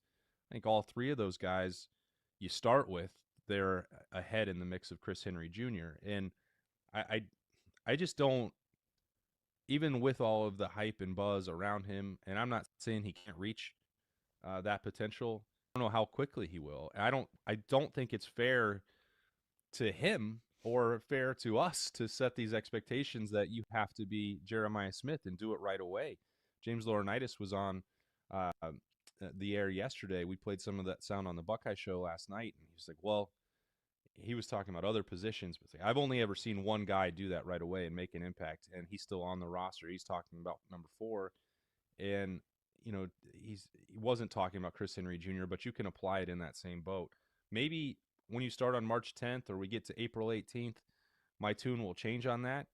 I definitely wanted to maintain some level, even if it was small, of skepticism going into Jeremiah Smith's spring camp. And then on the very first day, he made a one-handed catch on the sideline that is already burned in my brain and I'll never forget. And I was like, well, forget about that. I'm all in now.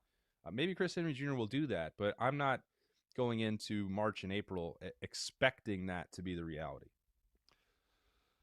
Matt Patricia posted on some of his social media stuff, I believe yesterday, if I'm not mistaken. Austin, was that Monday or yesterday? You get caught in the vortex of the cruise. He might have done both. I think he's celebrating, and so talking about kind of that he's going to be here longer term.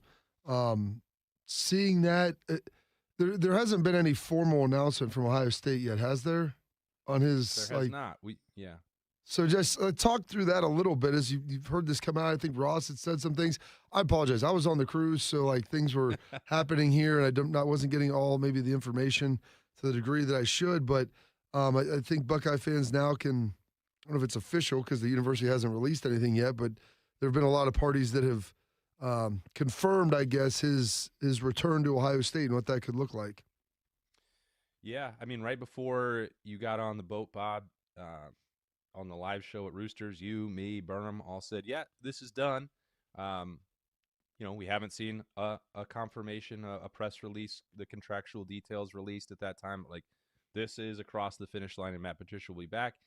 And then it wasn't until Monday that Ross Bjork said the same thing publicly to the Dispatch.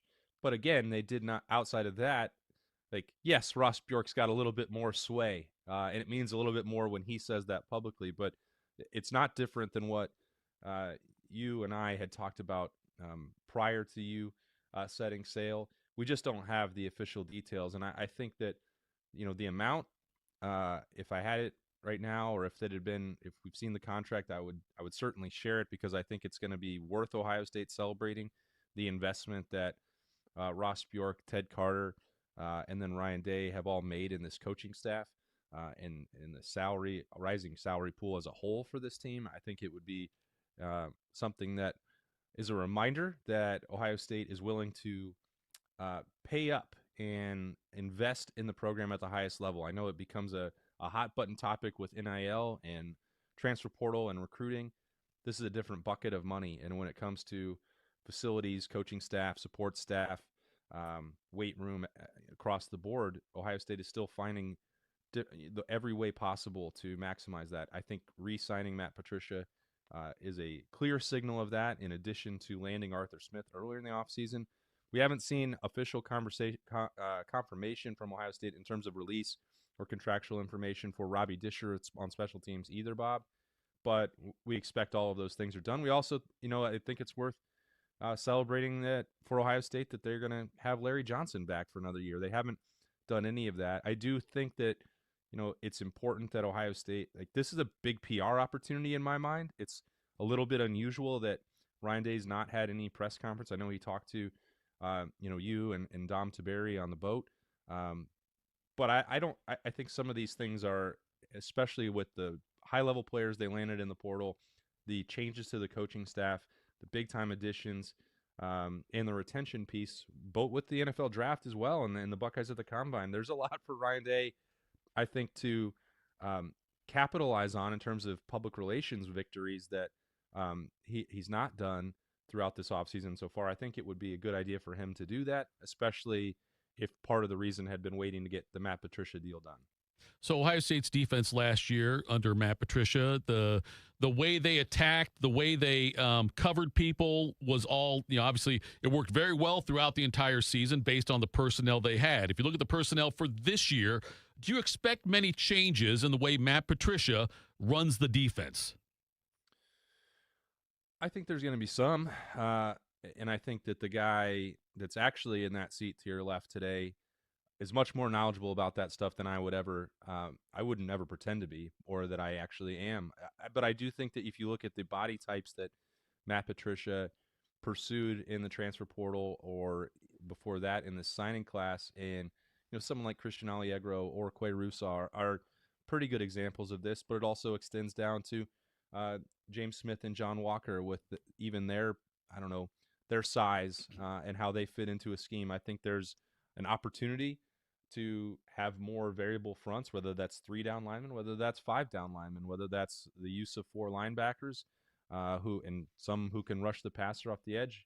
I think you're going to see different permutations of that on a week-to-week basis that might look more like New England in their heyday, where every week you might see the same personnel, but Bob, they were doing different things, right? I mean, it was a week-to-week scenario, and it made it more difficult to prepare for them, and they became more malleable. I would think that's probably where this is trending, but I would definitely defer to you on that.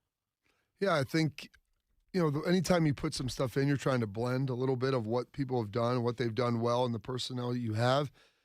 And then Matt Patricia did a great job of that, including with Tim Walton, Larry, Matt and James, kind of building like, hey, these are the guys we have. This is what we think we can be good at. And you see that evolve as the season ultimately rolls around. You get now a full off season with these guys there, and you can begin to kind of then, and especially now, Austin, with the portal, which is essentially free agency. Okay, well, we've lost these guys. These are the body types that we would like, and we don't need to bring them in and wait a year or two for them to be ready to go. And then we can kind of build our defense around what these guys do well, and we can I can also then pick guys that we want for certain positions that maybe would allow us to do something a little bit different. So I think there may be fundamentally a little bit of a difference from what we've seen in the past to kind of how this thing operates a little bit. Yeah. And, is that all going to be done in spring ball? I mean, we're inside 2 weeks until it begins.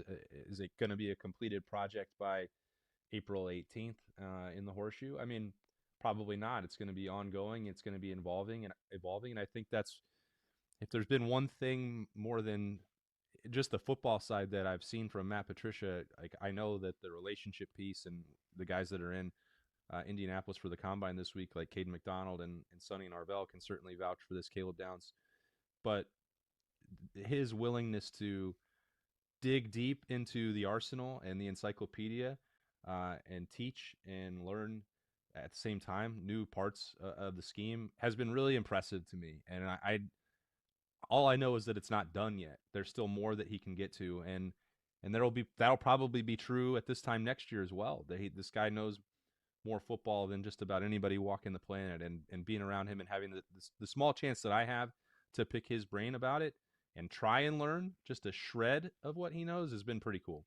He is Austin Ward, and if you want to hear more of Austin Ward, just turn on the fan. Just about any time during the day, you'll hear more of him. The guy is everywhere. He is Pitbull. He is Mr. Worldwide. Appreciate it, Austin. We'll talk next week. Unlimited. There you go. We'll talk next week, brother. See ya.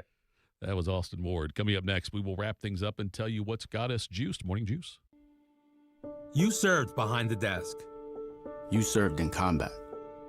You did 4 years and got out. You were drafted. You gave 20 years.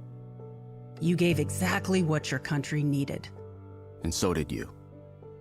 When you raised your hand and swore an oath to your country, when you put your name on a dotted line, you became part of only 1% of Americans who did the same. You are a veteran. You are a veteran. You are a veteran. Because no matter when, where, or how you served, you made a sacrifice for your country, and you deserve support. If you're struggling with life after service, don't wait. Reach out. Reach out to a loved one, to a fellow veteran, to VA. Find resources at va.gov/reach. Brought to you by the United States Department of Veterans Affairs and the Ad Council. Around the world, Children International and friends like you are giving children in poverty a chance to grow and thrive, to be healthy, to succeed in school, and achieve great things. How do we do it? In the best way possible, by helping ensure access to healthcare, nutrition, and educational opportunities. And most importantly, by empowering youths and their families to get out of poverty and into employment through life skills, computer, and job training. The very tools they need to break the cycle of poverty and build futures full of promise. Because every child deserves a chance to realize their full and best potential. Learn more about how Children International is empowering children and families by going to children.org today. That's children.org. You know what hope is? Hope is action. Carving a path forward, even when it's hard. And kids who still know how to dream. They're the best pathfinders of all. So at Child Fund, hope means helping millions of children living in poverty worldwide to grow up healthy, educated, skilled, and so all those good things can come true for them. Safe. And that means safe at home, safe at school, and safe online. Hope means walking this path together, all of us. Because when we work together, we can do so much more. That's right. Hope includes you. Child Fund, because we need each other. To learn how Child Fund works with children in 23 countries to help them achieve their full potential, visit childfund.org. That's childfund.org. Attack and dominate, YouTubers. You're locked into Morning Juice. Morning Juice, Bodie. We got somebody else who doesn't know how the chat works. Yeah, I noticed that. That's right, Tyvis. I'll stop watching before I switch teams. Great point there. Next follow-up comment, though, is Bobby back on mornings now? That's what which kind of threw me off a little bit. He hasn't been gone all year. He's been out for a few days. That's all. He was out for a week. Yeah, I He's know. on the Buckeye Cruise. Did you not tell people where I was at? We did. I think he meant back on mornings as in FM radio. Oh, no. Oh, there we go. Could be that, too. I was on Friday before I left with Baker and Reeser. Baker and right? Reeser, yeah. I was filling in for Bo, Reeser and so Baker. either one. Yeah, tomato. Bob, we did. I'll play the open, then I'll tell you something here. What's got you juiced? Sponsored by Newman Roofing. For all your roofing, gutter, or siding needs, call Newman Roofing today at 614-NEW-ROOF or visit online at newmanroofing.com. All right, we got Wednesday today. Bob, you're back. Take over. Oh, what's got me juiced? Oh, there's so much there. Obviously, the Buckeye Cruise, they raised over $4.6 million this year. It was great to have the players on. Those guys were awesome.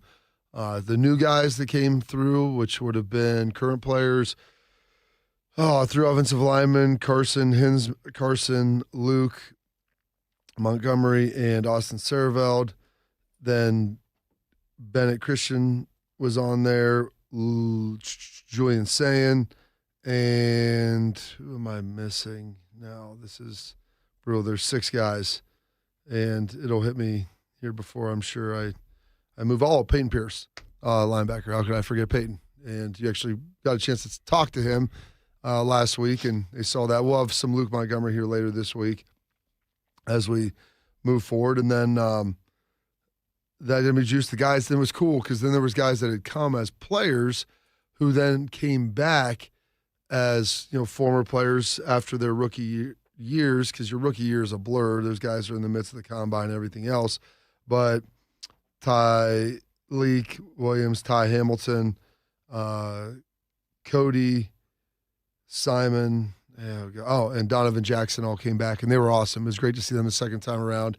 Those guys were a huge hit, home run, great human beings, and did an awesome job. So it's fun to see that and watch the evolution of them as human beings as they continue to get older and are part of things and move down the road of their careers in the NFL and Ohio State and becoming very successful. And then with that as well, it was awesome on Saturday morning to wake up. I didn't get a chance to see much of it. I had to dig through it into my YouTube TV to find, and the service wasn't great.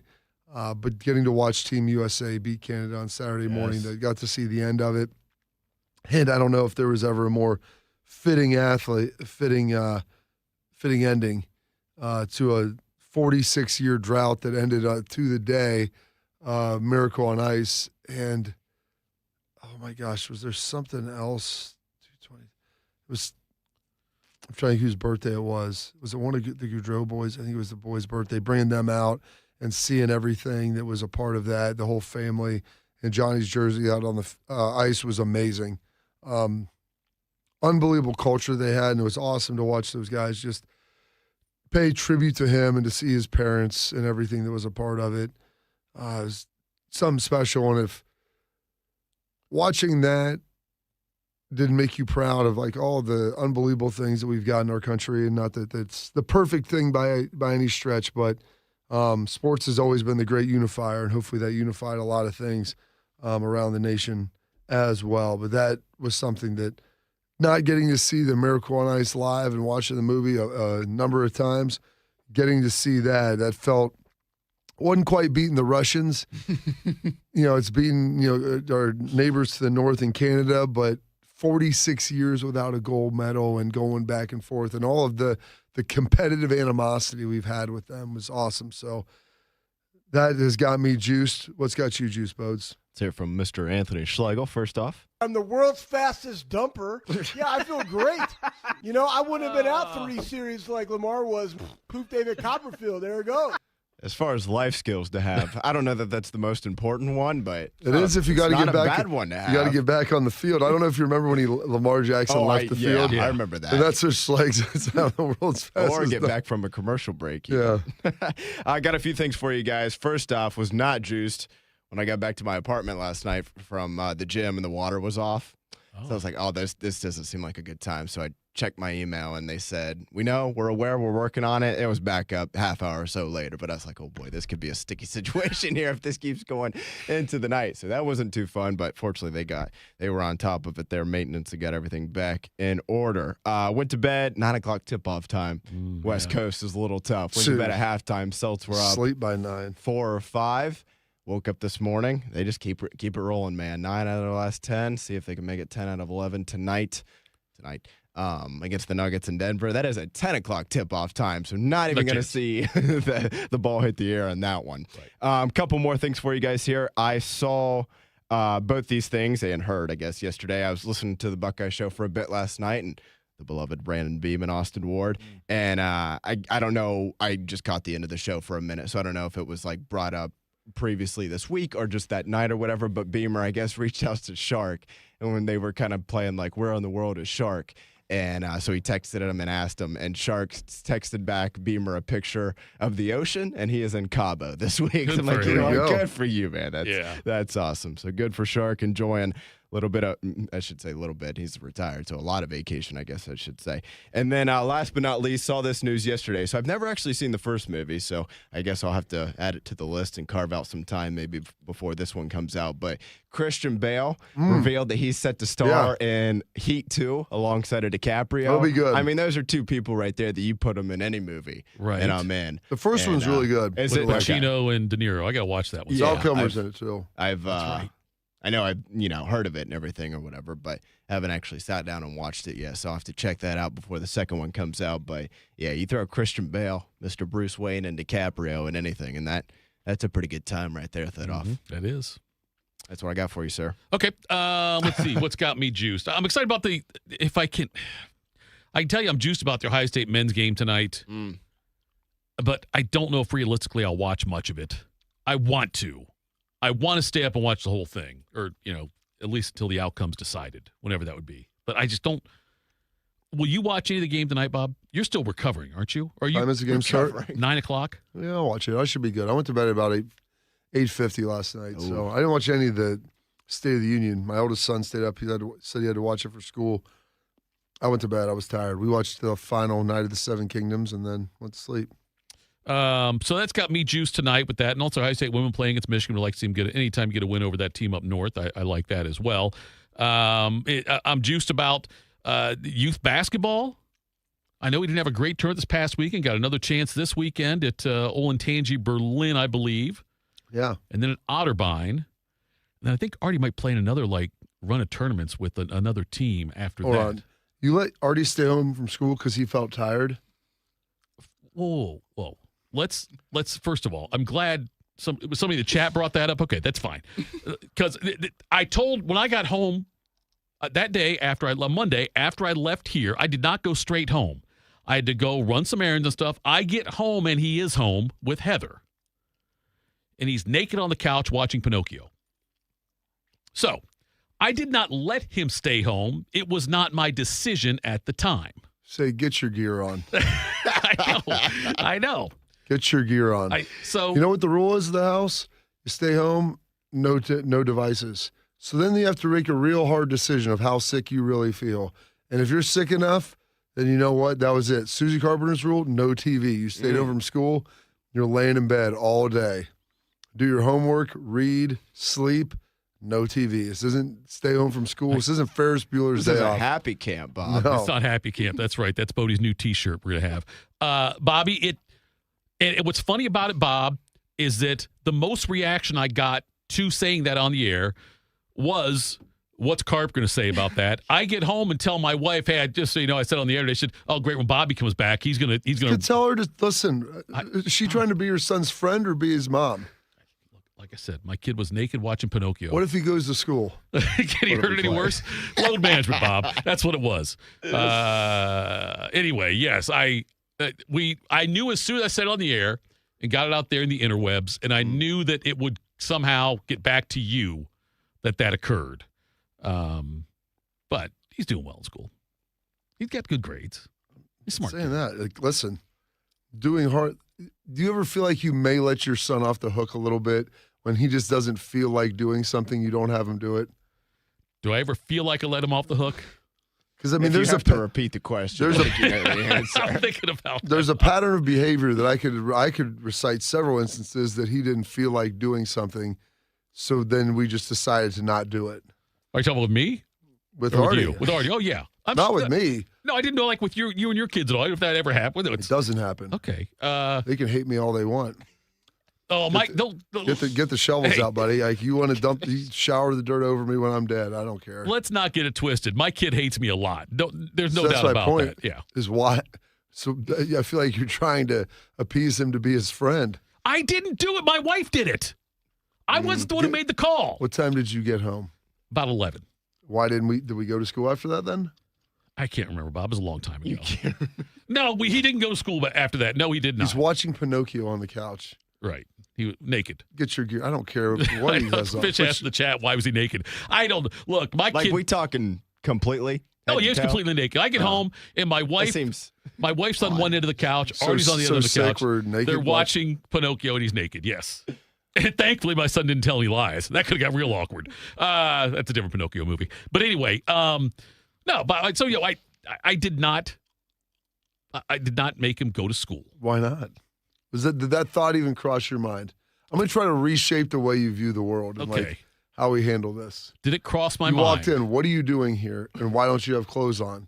Those would be the two questions that I ask right now. I would much rather. I'm not sure which order they would be in. I would much rather him be at school and my wife home naked, I guess. That'd be the ideal one there. Not watching Pinocchio, though. But, anyway. Yeah, Bob, I went into the situation. And what is our situation, Dad? I let my wife make the decision. That's what I did. I ceded power there to her, who ceded power to Artie. How do you feel about that, Thitoff? You know what? I totally did not think about to just now. Here's the problem I've got working with Bob. One of the problems I got working with Bob is that I am completely. It's out of my mind. I let it go. Do you want your son to be tough? Yes, I want to be tough. Well, then you're doing the wrong things. He's naked in the winter, Bob. That's tough. Is he? Or does that just mean he's a hillbilly sitting on the couch? My father-in-law is Reynolds, and people always complain that the heat's not warm enough. And he's like, well, you got a T-shirt and shorts on, and it's 20 degrees outside. Try putting some clothes on. It might not be as bad. But then Bob puts perspective on it that makes me rethink it, and now I'm uncomfortable. I'm concerned about your parents parenting you, the fact that there's no perspective that you've gained from this. Did we not learn anything from, well, granted, you skipped out on the last half of basic training with a cold. I didn't skip out on one of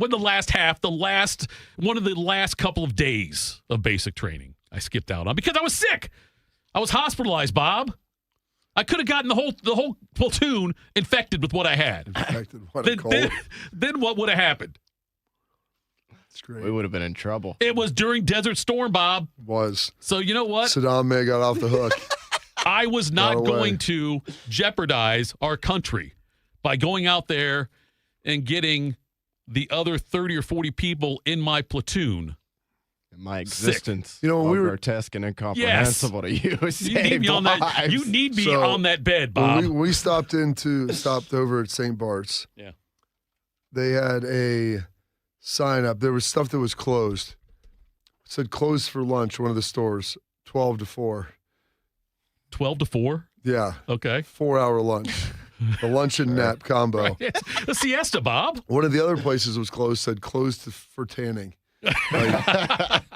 That's the European mindset. That's why Germany ran roughshod over mainland Europe. And it wasn't until we came over to help bail them out that that's the case. So if you want to try to raise people that's where we're at, that we're just going to lay at home naked because we don't feel good and watch Pinocchio, maybe pick up a rifle and stand a post. That's a great way to end the show, Bob. Welcome back, Bob. We're back tomorrow. I wish somebody would have brought that up earlier. Well, I started reading. Wait, what? Let his son. Wait, let his son. You can talk to Heather about it. You'll see her Heather this weekend at basketball. You'll see her. Bring it up to her. She was in charge. Her decision.